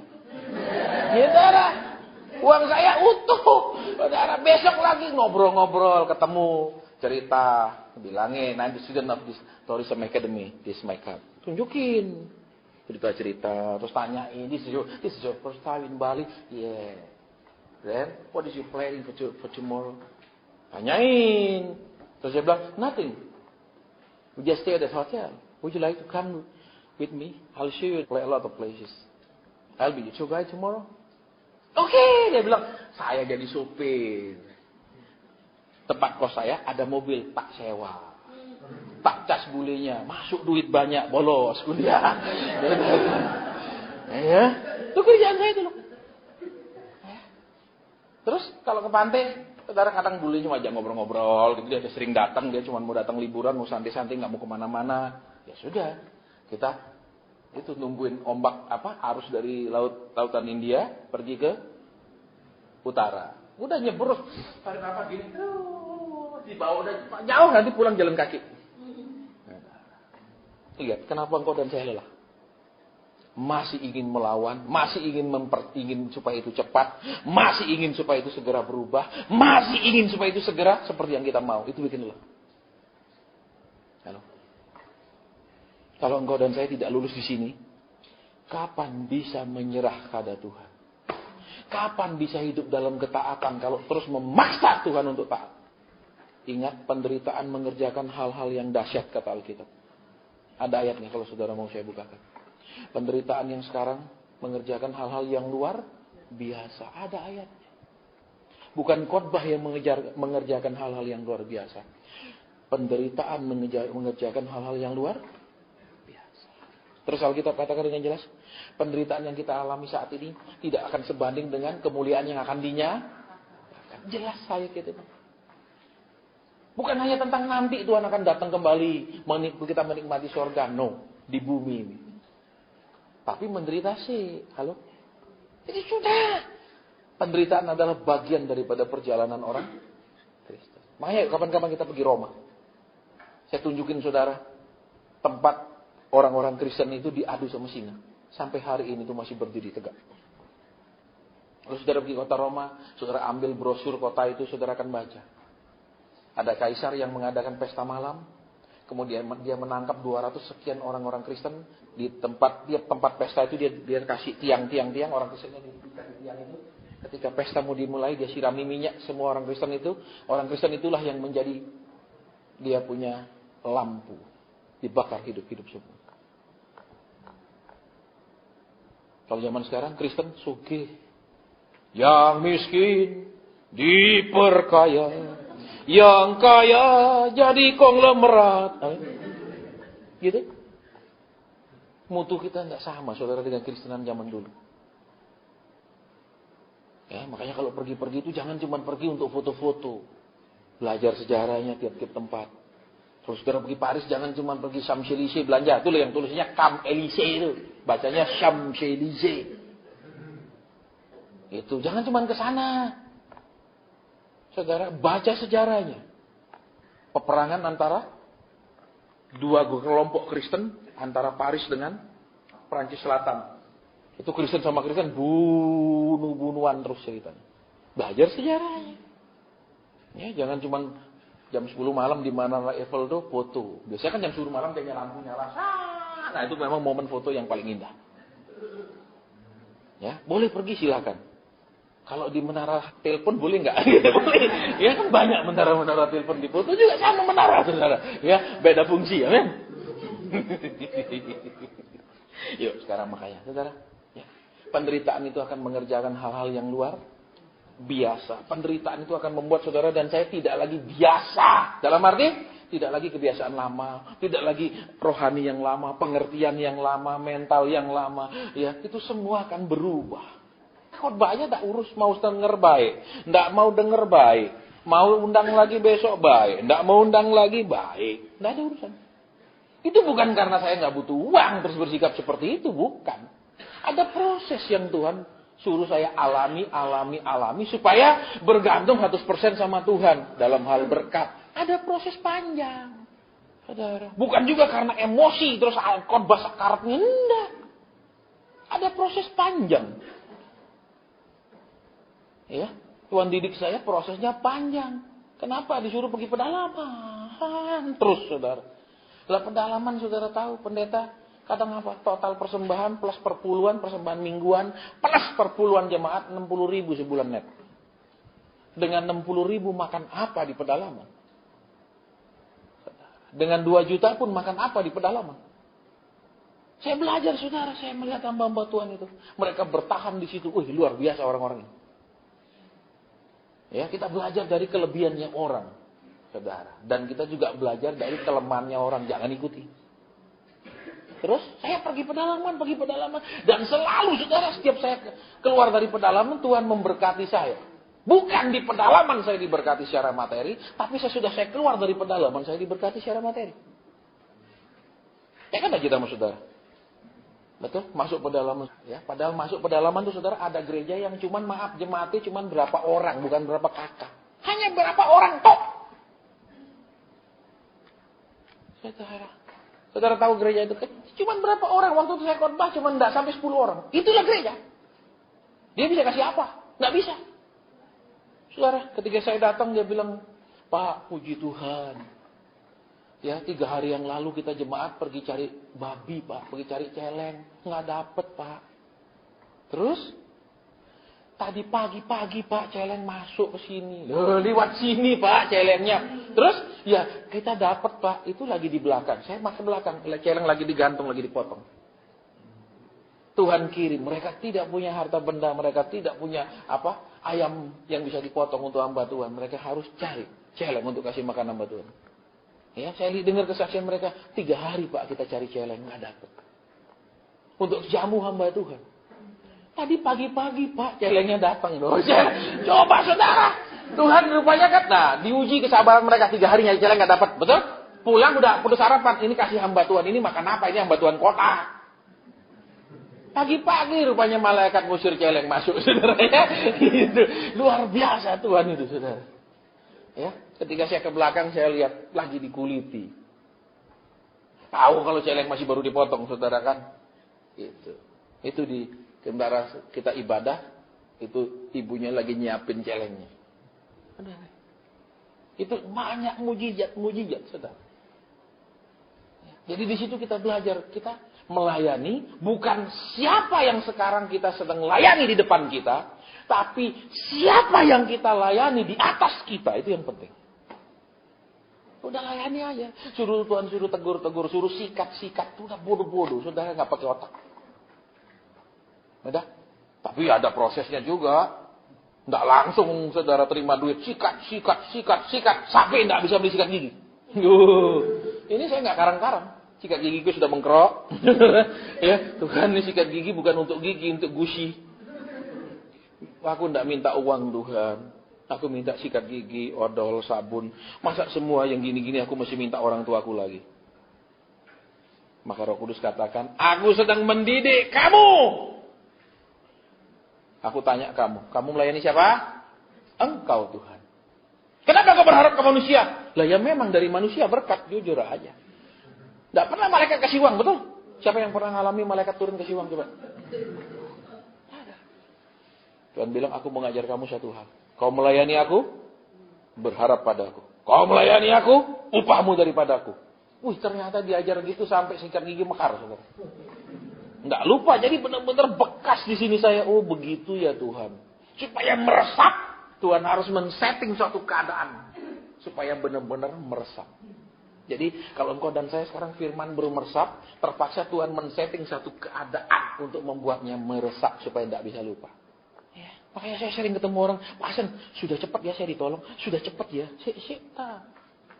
Belum masuk padang gurun sudah bilang sudah waktunya keluar. Tuhan bilang, kapan kau masuk? Kau baru mau menyeberang dari Pihahirot ke padang gurun. Betul, kok bilang sudah keluar? Itu baru mau menyeberang, baru mau masuk. Karena nyebrang dari situ baru padang gurun. Halo. Banyak yang bilang, waduh Pak, nek Bapak khotbah gini berarti belum tentu tahun depan saya dijawab Tuhan. Sudah tidak usah mikir jawabannya. Kenapa? Saudara mau jawaban dicicil-cicil? Atau sekaligus ditumpah begitu, digerojok, terserah. Waktunya dia. Gitu. Jadi ini laki-laki yang tidak tanggung jawab, hati-hati. Ya, udah jam 9, bentar kita keluar ya. Terus doa. Ketika engkau dan saya terus berdoa, engkau dan saya akan menjadi sahabat. Dari seorang pengemis datang ke Tuhan, dari seorang anak meminta-minta, sekarang menjadi seorang sahabat, di mana Tuhan bisa cerita banyak kepadamu. Dia bisa cerita baik apa yang dia rasa tentang orang lain, yes. Termasuk dia bisa cerita si Anu, Tuhan misalnya dia nggak setia. Tuhan bisa curhat kepadamu. Tuhan bisa curhat kepadamu. Dia bisa cerita si Anu nggak berubah. Si Anu dia bisa cerita, yes. Cuman di level itu ini mulut mesti hati-hati. Karena banyak rahasia orang lain yang Tuhan cerita ke kita. Untuk jadi sahabat Tuhan itu doa satu level sampai Tuhan bilang, aku bisa percaya kamu rahasia. Aku bisa cerita kepadamu tanpa takut bocor. Banyak orang bangga kalau membocorkan. Aku dapat gini. Ini ngerusak, saudara. Ya. Tapi nanti kita akan lihat ya. Kambing-kambing jantan raksasa Tuhan hajar. Kalau kemarin serigala Tuhan hajar, nanti kambing-kambing raksasa.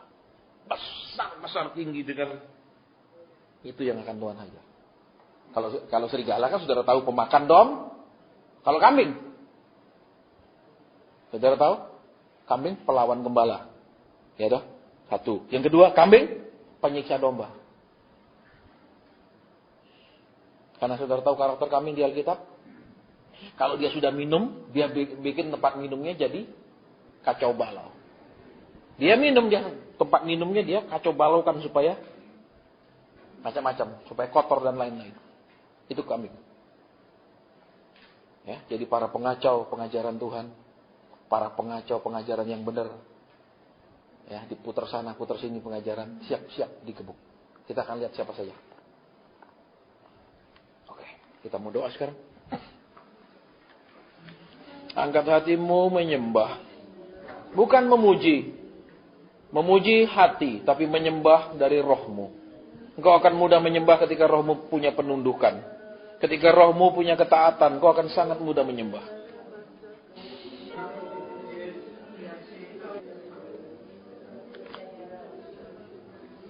Terima kasih. Terima kasih. Kalau engkau mau melawat kami semua, silakan. Acara ini dibuat bukan untuk kami, tapi buat Tuhan.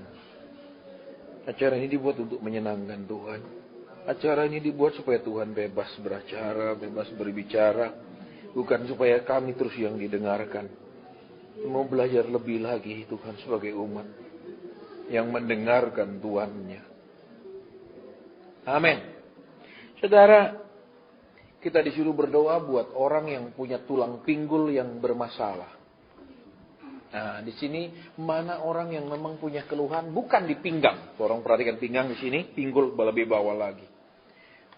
Saya dikasih lihat pinggul dan itu Tuhan bilang ada yang sakit di pinggulnya. Hanya 1, 2 yang punya gangguan di pinggul, 3. Sekarang taruh tangan di bagian yang sering terganggu itu. Ya, kita mau berdoa. Terima kasih engkau hadir di sini. Engkau melawat anak-anakmu. Kau tadi kasih lihat pinggul yang sakit. Dan ada beberapa anak-anakmu di sini yang pinggulnya sakit.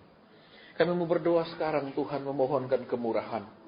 Kami tidak menengking penyakit ini. Tapi biar hanya tangan Tuhan yang terulur menyembuhkan. Kami tidak tengking, tapi kalau tangan Tuhan terulur, pasti terjadi kesembuhan. Jadilah mereka sembuh. Sehingga penyakit ini hanya sampai malam ini saja ada di tubuh mereka. Sehingga mereka memasuki Natal dan Tahun Baru. Penyakit ini tidak boleh ikut mereka. Terima kasih. Terima kasih Tuhan. Terima kasih Bapa. Terima kasih. Amin. Saudara, saya sedang merasakan jari manis saya ini sakit. Ada dua saudara kalau jari manis ini sedang sakit. Yang pertama, memang ada saudara yang punya jari manis yang sakit. Secara hurufiah. Itu yang pertama. Ya. Yang kedua, jari manis bicara tentang pasanganmu. Yang sedang sakit. Bisa sakit jasmani, bisa sakit hati. Yang sedang dikasih rasa sakit. Nah, sekarang yang pertama, adakah di sini memang yang secara fisik di jari manismu ini sakit? Itu yang pertama. Ada? Baik, yang pertama. Yang kedua, adakah di sini memang pasanganmu sedang sakit? Ya, baik itu sakit fisik, ya. Karena jari manis kan biasanya cincin kawinnya di sini, betul? Jarang ada cincin kawin di jempol. Iya loh, selalu jari walaupun dalam pernikahan tidak selalu bersikap manis, amin. Ya, tapi selalu ditaruhnya di jari. Ya, itu kan hanya simbol, saudara ya. Masalah fakta, kelakuan sesuai enggak, yang penting simbolnya harus di jari manis. Itu memang manusia ini terlalu banyak simbol, saudara. Saudara tahu di Alkitab enggak ada waktu Yusuf kawin sama Maria dikasih cincin. Enggak ada, betul. Waktu maka Adam dan Hawa ketika dipertemukan oleh Tuhan menyiapkan cincin. Kita ini terlalu banyak simbol. Dan lama-lama simbolnya semua tidak ada artinya. Dianggap biasa-biasa saja. Kenapa bukan kalung tapi cincin? Ya kan, karena slogannya tiada akhir. Ya kan, tiada awal, tiada Ternyata saudara, kemesraan itu begitu pernikahan berakhir. Amin. Masih pacaran mesra, begitu pemberkatan nikah mulai berakhir. Tapi tetap pakai cincin yang tiada akhir. Amin. Ya semua semboyan manusia, saudara. Ya saya paling tidak suka semboyan. Makanya PD kita ini tidak pakai banyak-banyak semboyan. Ya, tahun apa sudahlah. Tidak usah pakai gitu tuh, omong kosong semua, saudara. Ya. Ya, sekarang yuk kita mau berdoa yang memang jari manisnya sakit. Ini kok. Satu, kita mau berdoa. Yang kedua, pasangannya sedang sakit, memang secara fisik sakit. Yang ketiga, pasangannya secara batin memang sedang sangat sakit. Kita mau berdoa. Yang jarinya sakit, tumpangi tangan yang dengan tangan yang tidak sakit. Yang itu yang pertama, ya. Terus kalau yang pasangannya sedang sakit, doakan. Ya, yang sedang sakit fisik. Kalau pasangannya sedang super sakit hati, juga doakan. Ya, doakan apa? Tuhan, buat aku berubah. Gitu, jangan buat dia berubah. Ya, karena dia sudah selewat sakit, jangan suruh berubah lah. Dia sudah kelewat sakit. Jadi, Tuhan, aku yang berubah supaya dia enggak tambah sakit. Gitu loh. Halo? Yuk kita mau bertobat ya. Baik. Bapak, ada beberapa orang anakmu yang memang di jari manisnya sakit seperti yang kau kasih rasa. Kami mau berdoa sekarang apapun penyebabnya. Tuhan Yesus, apapun, kapanpun mulainya sakit, kiranya zaman Tuhan menyembuhkan mereka. Kiranya Tuhan mengulurkan tangan yang penuh kasih dan kuasa itu, menyempurnakan lagi, membuat sehat lagi, membuat normal lagi. Terima kasih. Kami juga mau berdoa buat pasangan yang sedang sakit secara fisik, supaya kesembuhan terjadi. Kami mau berdoa supaya kesembuhan itu dialami, supaya semakin cepat pulih, cepat sehat, bisa menjalani hari-hari dengan baik. Kami mau berdoa juga buat pasangan yang sedang sakit secara batin, yang luka secara batin, yang kecewa secara batin, yang tercampakkan ya Tuhan. Kami mau berdoa supaya pasangan mereka yang berubah semakin baik, semakin manis ya Tuhan. Terima kasih. Terima kasih. Ada lagi Bapak. Amin. Saudara, siapa yang kakinya antara ibu jari sama kaki sebelahnya itu loh, celahnya itu yang sakit? Ada. Antara ibu jari kaki dengan jari sebelahnya itu loh, di celahnya itu saring sakit. Tolong kalau ada orangnya segera angkat tangan. Saya sedang dikasih lihat tadi oleh Tuhan, ini ibu jari ini sebelahnya. Nah, di celah antara itu sering sakit. Sehingga kalau diangkat begini itu terasa sakitnya. Mana orangnya? Tidak ada yang rasa sama sekali. Ingat, abis ini tidak ada konseling. Saya mau istirahat karena besok pagi kan kita baksos.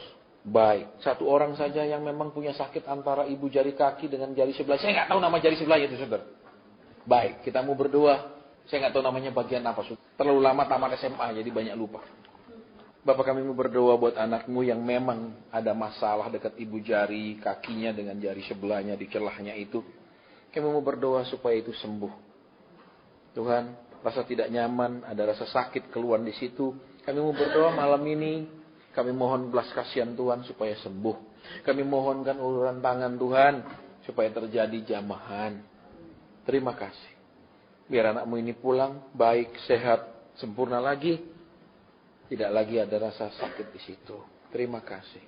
Amin. Saudara, saya melihat orang lagi begini. Bukan di sininya, tapi fokusnya di sini. Di sikunya. Saya nggak tahu apa yang terjadi karena saya cuma melihat orang lagi begini. Gerak gini. Gerak gini. Ya, berarti di bagian siku sini bermasalah. Mana orangnya? Hanya 2 orang. 3, tolong taruh tangan yang sehat yang di tempat bagian siku yang sakit sekarang. Ini anak-anakmu yang masih ada keluhan secara fisik. Yang fisiknya masih ada kelemahan. Bapa, kami tahu Engkau hadir, Engkau tidak hanya mengajar, Engkau tidak hanya menyuruh kami hidup menyenangkan Engkau, tapi Engkau juga memperhatikan kondisi fisik kami. Kiranya anak-anakmu ini mendapat kemurahan dan belas kasihan-Mu. Mereka pulang dan kesembuhan itu mereka alami. Kuasa Tuhan itu mereka terima mengalir di siku mereka yang sering mengganggu itu Tuhan. Amin. Saudara, saya sedang melihat gusi gigi ini, gusi atas ya dalam penglihatan. Terus ada sesuatu yang mengganggu di gusi itu. Bukan di samping tapi di depan. Adakah di sini memang anak Tuhan yang punya gangguan di gusi atasnya di bagian depan? Kalau ada tolong angkat tangan.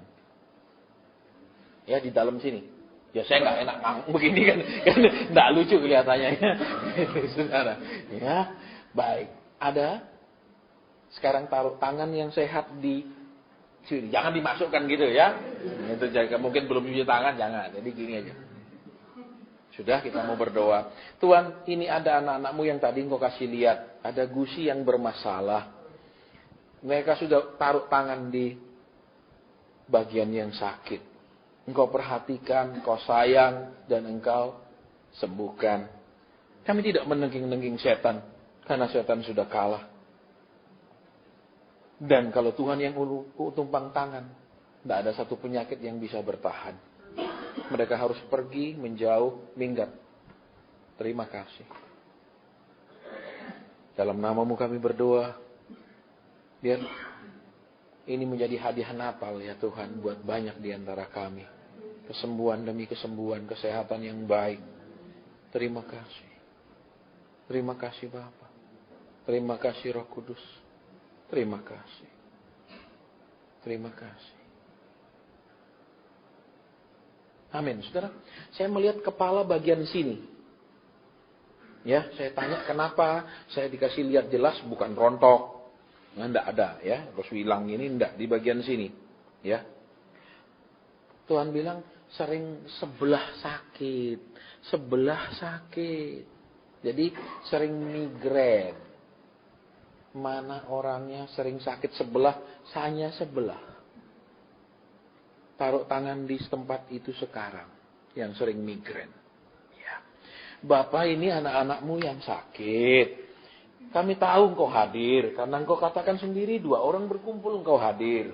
Tapi kadang ketika Engkau hadir kami tidak peduli Engkau. Ketika Engkau hadir kami sibuk dengan acara kami sendiri. Dengan liturgi kami sendiri. Kami tidak mengizinkan Engkau yang hadir untuk berbicara, melawat kami, menyembuhkan kami. Kami tidak mengizinkan Engkau untuk berbicara ketika kami berkumpul. Ampuni kami. Sekarang kami mau berdoa buat anak-anakmu yang punya migrain sebelah ini Tuhan yang tadi Engkau kasih lihat. Kiranya kemurahan-Mu menjamah. Kiranya belas kasihan-Mu terulur. Kiranya kuasa-Mu mengalir kepada anak-anak-Mu. Sehingga migrain ini tidak boleh kumat lagi. Mereka pulang jadi hadiah Natal mereka daripada Tuhan. Wah, migran ini tinggalkan mereka dan tidak boleh balik lagi. Karena mereka adalah milik Kristus sepenuhnya. Terima kasih. Terima kasih Tuhan. Amin. Saudara, saya melihat hidung terus ada kata perih. Perih. Saya tidak tahu. Ya. Apa masalah perihnya di hidungnya. Ya, apakah macam-macam penyakit hidung, ada sinusitis, apa lagi namanya? Sinus, terus apa lagi? Polip, ada macam-macam. Perih. Nah, siapa di sini yang memang ada keluhan di hidungnya, bukan mampet, tapi perih hidungnya. Ada di belakang. Baik, sekarang taruh tangan di hidung yang sering perih itu. Kita mau berdoa. Bapa Surgawi, ini anakmu. Ini anak-anakmu yang sakit di hidung. Rasa perih Tuhan. Engkau peduli bahkan hanya rasa sakit. Hanya gangguan-gangguan kecil pun engkau peduli. Apalagi hal-hal yang besar. Terima kasih buat kasih itu. Kami mau berdoa. Sementara dia menumpangkan tangan Tuhan di hidungnya. Kuasa Tuhan mengalir. Sementara dia menumpangkan tangan, kasih Tuhan dinyatakan.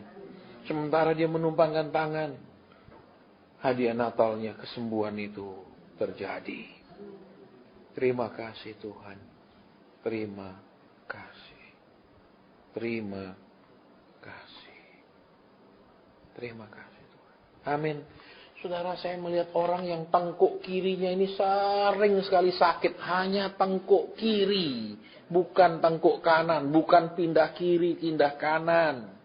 Hanya kirinya saja tengkuknya ini sangat sering sakit. Ya, hanya tengkuk. Tolong perhatikan di bagian yang saya tunjuk. Ya, hanya satu orang yang tengkuk kirinya. Kiri saja, tolong saudara perhatikan ya. Kalau Tuhan bilang kiri. Ya, kita mau berdoa. Bapa, ini anak-anakmu yang tengkuk kirinya sakit. Kami tahu kalau Roh Kudus mengungkapkannya kepada kami. Dan kalau kami disuruh berdoa bersama buat kesembuhan itu. Karena memang Tuhan ingin bekerja sama dengan kami. Tuhan ingin kami berdoa dan Tuhan yang mau menyembuhkannya. Terima kasih Bapa. Terima kasih Roh Kudus. Terima kasih Tuhan Yesus. Mereka pulang, apapun penyebab tengkuk ini bermasalah. Entah tensi yang tinggi ya Tuhan, ada saraf, ada pengapuran, apapun namanya. Tuhan tahu persis dan Tuhan tahu cara menyembuhkannya dengan sempurna. Biarlah mereka meninggalkan tempat ini dan penyakit itu juga tidak ikut mereka tapi pergi jauh dari mereka. Terima kasih. Amin. Saudara, izinkan saya angkat kaki saya mohon maaf untuk saya tunjukkan, saudara ya. Ada orang yang punya masalah bukan hanya di lututnya, tapi sampai agak bawah lututnya ini masalahnya. Rasa sakitnya bukan hanya di lutut, tapi sampai bawah sini, lutut dari sekitar sini, sampai atas sini rasa sakitnya. Mana orangnya? Berdiri di tempat sekarang. Ya, jadi lutut, tolong perhatikan, bukan hanya lutut ya, bukan hanya tempurungnya. Bukan, agak bawah sedikit itu juga rasa sakit sekali. Ya, yuk taruh tangannya yang ke tempat yang sakit itu sekarang. Firman Tuhan mengatakan, ketika kuasa Tuhan hadir, maka Yesus menyembuhkan. Dan kami tahu Engkau hadir di sini, maka kesembuhan terjadi. Karena Tuhan kami sama dahulu, sekarang, sampai selama-lamanya. Tuhan Ebenezer, Tuhan Immanuel. Bapak, ini anak-anakmu yang Kau kasih lihat. Bukan hanya di tempurung lututnya, tapi sampai agak ke bawah lutut itu sakit. Kami mau berdoa. Sembuh, baik, sehat, apapun gangguannya. Apapun gangguannya. Apapun sebabnya, seberapa lama pun itu sudah diderita. Hadiah Natal buat mereka berupa kesembuhan. Hadiah Natal buat mereka berupa pemulihan kesehatan. Amin. Saudara, saya minta tolong Ko Tony bisa di sini sebentar. Ya. Menghadap ke sana. Tuhan kasih saya lihat dalam penglihatan saya berdiri begini membelakangi orang. Ya. Dan orang itu punya keluhan mulai dari atas sini sampai ke bawah sini. Hanya sebelah kirinya. Ini kiri, kanan, maafkan saya ya. Ini kanan berarti. Ini. Dari sini sampai ke bawah. Saya di dalam penglihatan itu saya sedang berdiri, orangnya menghadap ke sana, saya sedang melihat bagian sini yang bermasalah. Ada satu orang saja. Baik, taruh tangan yang sehat sekarang di sana lebih cepat. Ini anak-anakmu Tuhan yang kau kasih lihat gangguan sakitnya. Ini anak-anakmu yang kau kasih lihat roh kelemahan tubuhnya. Biar Natal ini menjadi Natal terakhir mereka menderita penyakit ini. Biar Natal ini menjadi Natal terakhir mereka punya gangguan tubuh seperti ini. Mohonkan kemurahan. Mohonkan kasih Kristus kembali dialirkan. Mohonkan lawatan Tuhan menjamah tubuh mereka itu. Terima kasih. Terima kasih. Kiranya mereka pulang, penyakit itu sudah meninggalkan mereka. Amin. Saudara, saya dari tadi mendengar kata bisul. Bisul. Bisul. Dari awal sekali kita mulai berdoa, itu saya mendengar kata bisul. Adakah memang di sini ya engkau punya bisul yang menjadi masalah terus-menerus? Atau engkau tidak memang bisul, tapi ada saudaramu, keluargamu yang memang tidak sempat hadir, tapi engkau tahu memang gangguan bisul terus-menerus. Bisul, bisul. Kita mau berdoa.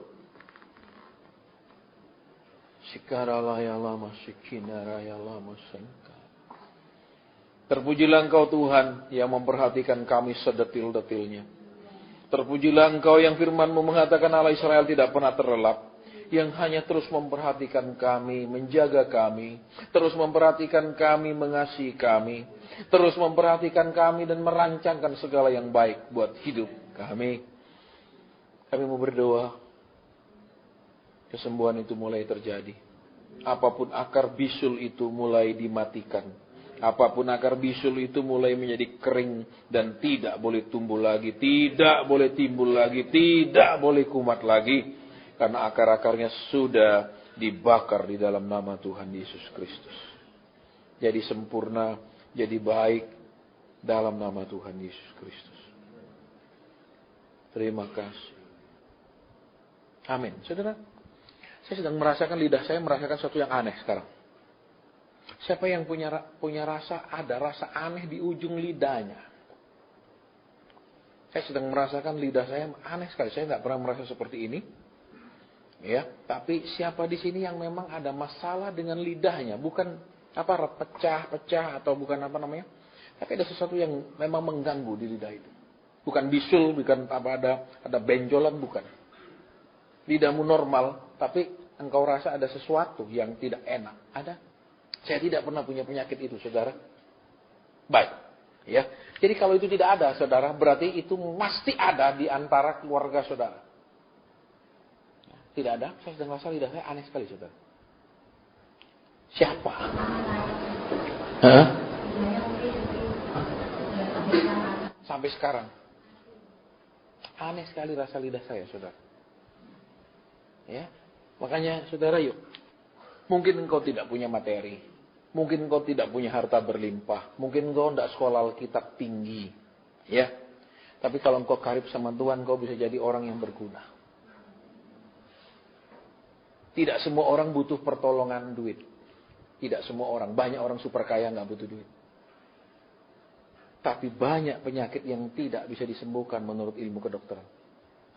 Kalau kamu percaya kepadaku, kata Tuhan, kau bisa melakukan perkara-perkara bahkan yang lebih besar, kata Tuhan.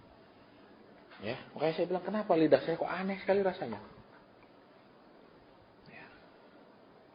Jadi, banyak orang, saudara, jangan bilang, saya nggak berguna, saya nggak sekolah Alkitab, saya nggak bisa khotbah. Saudara, orang yang peka akan sangat berguna dalam segala hal. Dalam dunia bisnis dia berguna. Dalam rumah tangga supaya bagaimana rumah tangga itu bisa rukun. Dalam dunia kependidikan anak. Segalanya dia berguna. Tapi kita seringkali tidak punya kerinduan menjadi alat. Karena kita sudah terbiasa memperalat Tuhan. Ya, waktunya kita bertobat. Tuhan menebus kita ada tujuannya. Tuhan membawa orang Israel keluar dari Mesir ada tujuannya. Bukan hanya untuk mengantar mereka ke Kanaan. Tapi membuat mereka menjadi bangsa yang melakukan perintah Tuhan. Menjadi bangsa yang melakukan hukum Tuhan. Menjadi bangsa yang hidup menurut aturan-aturan Tuhan. Kita seringkali dianggap menjadi Kristen hanya untuk diperkaya. Jadi Kristen hanya untuk terima berkat. Kita mau berdoa-doakan ibunya. Berdiri sekarang di sana mewakili ibu. Ya mama, sebut nama sang ibu, kita mau berdoa. Bapak ibunya memang punya masalah dengan lidahnya. Sekarang kesehatannya bermasalah karena sulit makan karena lidahnya Tuhan. Kami mau berdoa, apapun gangguan di lidah ini, apakah jamur Tuhan di lidahnya, atau ada gangguan yang lebih serius lagi daripada sekedar itu, kami mau berdoa. Pemulihan terjadi. Kami mau berdoa. Jamahan Tuhan terjadi. Kalau engkau ungkapkan itu karena engkau mau bertindak. Kalau kau ungkapkan itu karena engkau sudah perhatikan. Kiranya jamahan itu terjadi atas ibunya. Dia pulang, kiranya dia akan berteriak, memasyurkan Tuhan. Amin. Saudara, saudara lihat kalau orang peka itu berguna. Mungkin kita tidak sekolah tinggi. Kita tidak ngerti teologi, tapi dengan kepekaan kita bisa memberikan jawaban buat masalah orang. Mungkin kita tidak punya duit banyak, kita nggak bisa bagi uang, nggak bisa jadi donatur. Tapi dengan kepekaan kita bisa memberikan kata-kata yang tepat kepada orang. Ya, makanya yuk jadi orang yang berguna buat Tuhan. Amin. Di sini ada, saudara, tadi saya melihat tumpukan. Ini uang logam, beberapa tumpuk, ada uang kertasnya sedikit. Orang yang di meja itu mengatakan begini, kalau begini terus, kapan aku punya uang? Artinya, saat ini mungkin kau melihat pekerjaanmu, ya usahamu, cuma menghasilkan uang sedikit. Kau anggap itu seperti receh, uang ceperan, hanya sedikit uang-uang besarnya. Dan kau mengatakan, kalau seperti ini kapan Tuhan? Terus apa jawabanmu Tuhan atas keluhan anakmu ini karena dapat uang? Menurut dia itu uang receh semua. Amin. Tuhan bilang begini, anakku, periksa kehidupan rohanimu. Engkau terus jatuh bangun terus kehidupan rohanimu. Nggak usah ngeluh kau mengatakan itu uang receh sama ini aku terima. Uang itu hanya uang-uang kecil. Memang ada uang kertasnya beberapa lembar tapi tidak banyak. Yang lebih banyak hanya uang ceperan. Dan kau bilang, kapan aku bisa kaya? Kapan aku bisa punya uang? Tuhan bilang, kenapa aku tidak tambahkan kepadamu uang-uang besar itu? Karena engkau jatuh bangun terus, kata Tuhan, secara rohani. Dia jatuh bangun apa ya Tuhan, biar dia tahu. Dia jatuh bangun apa Bapa, supaya dia tahu. Karena menurut dia, ini kok uang receh semua yang dia terima. Dia ingin uang-uang besar ya Tuhan. Dia ingin bisnis besar ya Tuhan. Amin. Tuhan bilang satu kata. Engkau selalu jatuh bangun dalam kekasaran. Sebentar lembut, kumat lagi kasar. Sebentar lembut, kumat lagi kasar, kata Tuhan. Engkau terus jatuh bangun di situ, kata Tuhan. Ya, Tuhan bilang karena kekasaranmu. Ya, kiranya yang dimaksudkan Tuhan mengerti dan bertobat. Periksa mulut, selama ini periksa sikap kasar. Tuhan bilang, engkau terima recehan itu ya karena engkau jatuh bangun dalam kekasaran. Jadi berkat itu akan ditentukan oleh seberapa engkau bisa mempertahankan respon, kelakuan lembut. Kalau kumat kasar lagi, ya terima receh itu terus menerus. Pernah saya dalam satu periode saya jengkel sekali sama istri saya. Dia selalu masak makanan yang gak ada rasa. Dan saya harus makan makanan yang tidak ada rasa itu. Ya, saya jengkel sekali. Dia sering masak itu nggak banyak bumbu. Karena di rumah papa saya kan bekas stroke. Ya, stroke pernah, serangan jantung pernah. Bener-bener garam nggak pakai. Ya, terus makanannya yang sehat-sehat aja direbus, ya. Nah, bener-bener hindarin yang goreng-goreng. Saya kadang sesak, saudara. Ini makanan apa sih kayak begini gitu loh. Nggak ada rasanya, garamnya nggak pakai. Ya. Sampai pernah ya istilahnya kita diskusi agak panas, saudara. Dia bilang apa?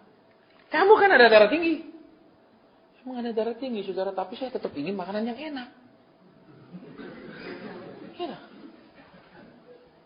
Garamnya kurang. Alasannya, kan nggak boleh banyak garam. Ya memang sih darah tinggi nggak boleh banyak garam. Tapi kan, ya tetap aja banyak garam lah. Saya minum obat darah tinggi gitu. Ya kan maunya gitu, saudara. Ya tapi lama-lama saya bisa mengerti maksudnya dia, saudara. Ya sudah. Dan lama-lama saya terbiasa makan yang tidak terlalu spicy. Tidak terlalu salty. Tidak terlalu banyak flavored. Tidak terlalu banyak cita rasanya dulu. Saudara. Bang, awalnya sih jengkel.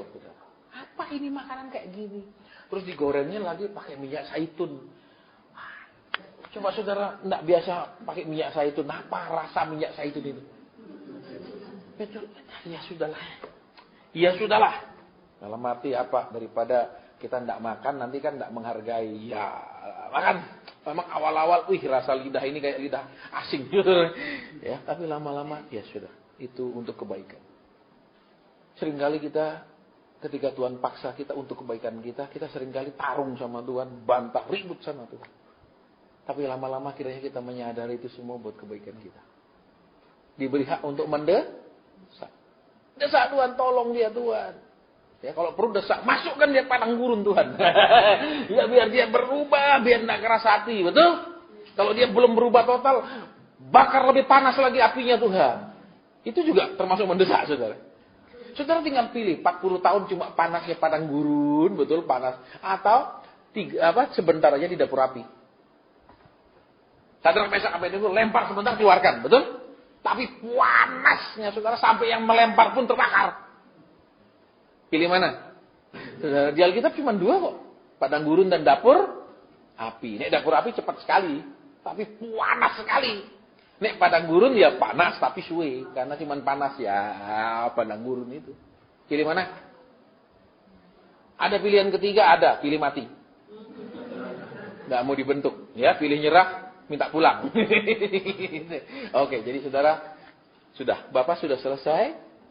Itu saja pesanmu di akhir ibadah kami. Kita sedang mencari orang yang mendesak-desak engkau. Buat hal yang kau sukai, kau senangi. Hamba memohonkan konfirmasi lagi Tuhan. Amin. Saudara, saya minta konfirmasi lagi dari Tuhan supaya Tuhan mengulang kata-kata yang tadi. Karena saya perlu kalau hal yang seperti itu minta diulang kembali, saudara. Ya. Tadi saya sampaikan kepada saudara tentang sebuah proyek merenovasi sebuah gereja, menguruk tanah dan lain-lain yang butuh sekitar 1 juta. Ya, saya tidak pernah berpikiran untuk minta kepada saudara. Saya tidak pernah berpikiran untuk mengambil persembahan buat itu. Buat saya, kalau Tuhan bilang ada, nanti pasti ada. Itu prinsipnya. Waktu doa baru Tuhan ngomong begini. Suruh mereka siapkan. Memang kau tidak akan menerima banyak dari mereka. Kata Tuhan. Memang kamu tidak akan menerima banyak dari mereka, kata Tuhan. Tapi suruh mereka siapkan. Dan aku yang akan cukupkan. Jadi kita tidak akan ambil persembahan. Ya. Saudara, tapi saudara nanti siapkan sendiri persembahan itu. Kalau saudara rasa sudah siap, entah bulan ini, bulan depan. Tolong saudara kasih Edi. Ya, itu khusus bukan untuk persembahan persekutuan ini. Tapi untuk persembahan hadiah hamba Tuhan itu yang sudah melayani sampai umur 80. Ya, gerejanya kita akan renovasi.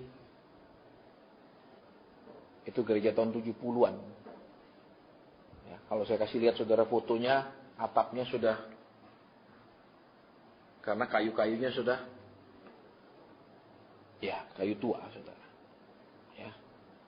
Dan belakangnya itu sungai. Kemarin banjir. Jadi kita mau uruk supaya tidak langsung sungai itu ngantem bangunan gereja. Itu saja Tuhan bilang kamu tidak akan terima banyak dari mereka.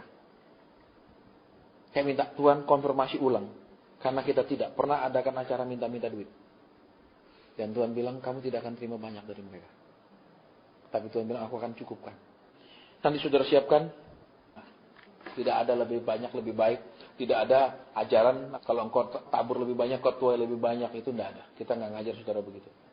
Kalau engkau tabur dengan motivasi salah banyak, kau tidak terima balik kok. Ya, Tuhan bilang kamu tidak akan terima banyak. Tapi Tuhan bilang aku akan cukupkan. Ya. Terus piye caranya cukup? Nanti kita lihat, gampang kok. Kalau saudara sudah istilahnya ngalami Tuhan, berpengalaman sama Tuhan, imannya beda sama yang nggak pengalaman. Kalau yang sudah nurut Tuhan sama yang nggak nurut Tuhan beda imannya.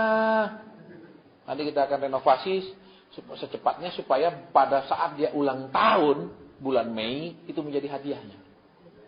Bahwa gerejanya jadi apa? Diperbaiki, atapnya kita kasih atap yang bagus, bukan seperti sekarang. Kalau saudara mau lihat fotonya ada, bukan untuk minta sama saudara loh, enggak. Saya tidak ada berpikiran seperti tadi waktu doa Tuhan ngomong, suruh mereka siapkan. Makanya saya bilang konfirmasi lagi Tuhan, ulang lagi yang kau katakan supaya saya yakin. Karena kita tidak pernah mental minta-minta. Ya, kita tidak pernah mental ngemis. Tuhan hanya bilang suruh mereka siapkan. Kita nggak bilang bagaimana kau kalau mau menuai banyak, kalau tidak menabur banyak. Itu akal-akalan. Jadi siapin berapa aja saudara mau kasih, dihubungi Edi, dan itu bukan persembahan untuk PD kita. No. Itu akan dipisah sama sekali uangnya. Ya, nanti kita akan antar ke sana. Karena kita akan renovasi belakangnya, uruk belakangnya supaya tidak dia kalau banjir dihantam ke gereja. Karena itu belakang sungai dan kalau air besar, kemarin saya ke sana itu baru habis banjir. Kita akan uruk supaya agak jauh supaya ada batas supaya tidak ngantam gedung gereja. Dan gedung gereja tahun 71 itu sekarang sudah nempel dengan jalan temboknya. Karena tahun 71 saudara. Tahun 71 jalan masih kecil, setapak. Sekarang dibesarin di aspal pemerintah. Sekarang nempel sama tembok. Waktunya ini dimundurkan. Ya, itu butuh dana banyak lagi saudara. Nanti. Saya nggak bilang supaya saudara keluar lebih banyak. No, ini not the technique for begging. Ini bukan teknik untuk ngemis. Ya, Tuhan bilang kamu akan terima sedikit. Tapi aku akan cukupkan kata Tuhan. Biar caranya gampang. Nanti kalau saudara mau ke sana rame-rame boleh. Tapi bayar sendiri. Hotel bayar sendiri juga karena mesti nginep di hotel jauh tuh. Ya dari sini sekitar 6 jam plus 7 jam. Berarti berapa jam? 13 jam. Itu baru sampai di Banyuwangi loh. Ya habis itu 2,5 jam lagi ke lokasi. Ya. Itu sering kita bikin seminar hamba Tuhan di situ, sering kita buat kumpulin hamba Tuhan sampai ratusan di situ. Supaya saudara tahu pengelayanan desa. Tidak hanya pelayanan pakai mobil mewah, mobil build up. Orang-orang yang tulus melayani Tuhan. Orang yang mengutamakan gereja lain dari gerejanya sendiri. Supaya saya berharap apa? Ada impartasi ketulusan. Ada impartasi roh yang tidak mementingkan diri sendiri. Dan Alkitab bilang orang yang pemurah tidak pernah kekurangan. Titik. Saya nggak ngajarin konspeksi banyak loh. Jangan pancing-pancing Tuhan. Ingat, Tuhan bukan ikan. Ini hadiah ulang tahun untuk hamba Tuhan yang sudah berusia 80 tahun itu. Tahun depan. Kita mau buat dia bersuka cita di pelayanannya. Ya, kita mau buat dia di hari tuanya melihat pelayanan selama ini bahwa ada anak-anak Tuhan yang memperhatikan pelayanan itu. Oke, sampai di sini kita akan pulang. Ibadah tahun depan saya tidak tahu. Saya mau sampaikan terus terang maksudnya saya belum buat jadwal karena saya mau pulang mau berdoa. Karena kan saya ada tugas baru. Supaya enggak jadwalnya kacau bah. Ya. Jadi saudara yang punya nomor HP tolong kasih Edi supaya kalau nanti ada Tuhan sudah kasih tahu kapan kita mulai lagi Januari akan di broadcast ke saudara. Sekarang saudara tahu jawabannya?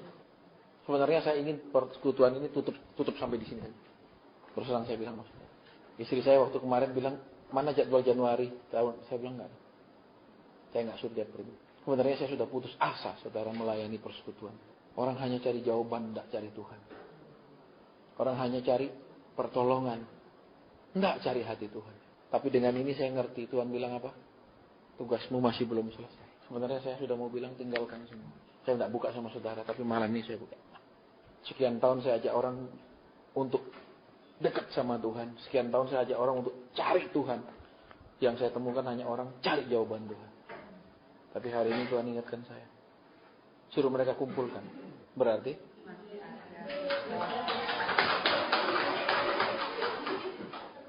saya mau berdoa supaya jadwalnya pas, supaya tidak rubah-rubah dengan jadwal merenovasi gereja-gereja.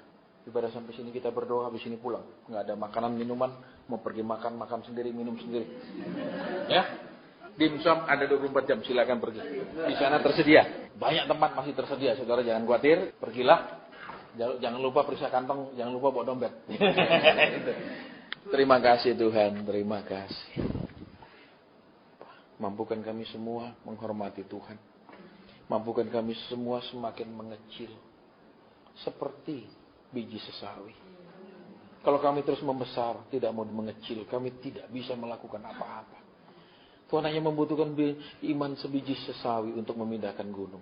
Justru kalau kami semakin mengecil, kami bisa melakukan perkara-perkara yang besar. Terima kasih. Tolong kami semuanya, berkati kami semuanya. Terima kasih buat tahun ini. Sebentar kami lewati, buat kemurahan, kekuatan, belas kasihan, pemeliharaan, sehingga kami bisa melewati tahun ini. Tahun depan lebih pelihara kami lagi, lebih pegang kami lagi, lebih tuntun kami lagi ya Tuhan. Dan berikan kami hati yang lebih rela lagi, dididik, diajar terus Tuhan. Semakin nyata Tuhan tahun depan kebaikan-Mu dalam hidup kami semua. Dalam nama Tuhan Yesus Kristus. Amin. Baik, ibadah sampai di sini. Selamat malam, Tuhan berkati.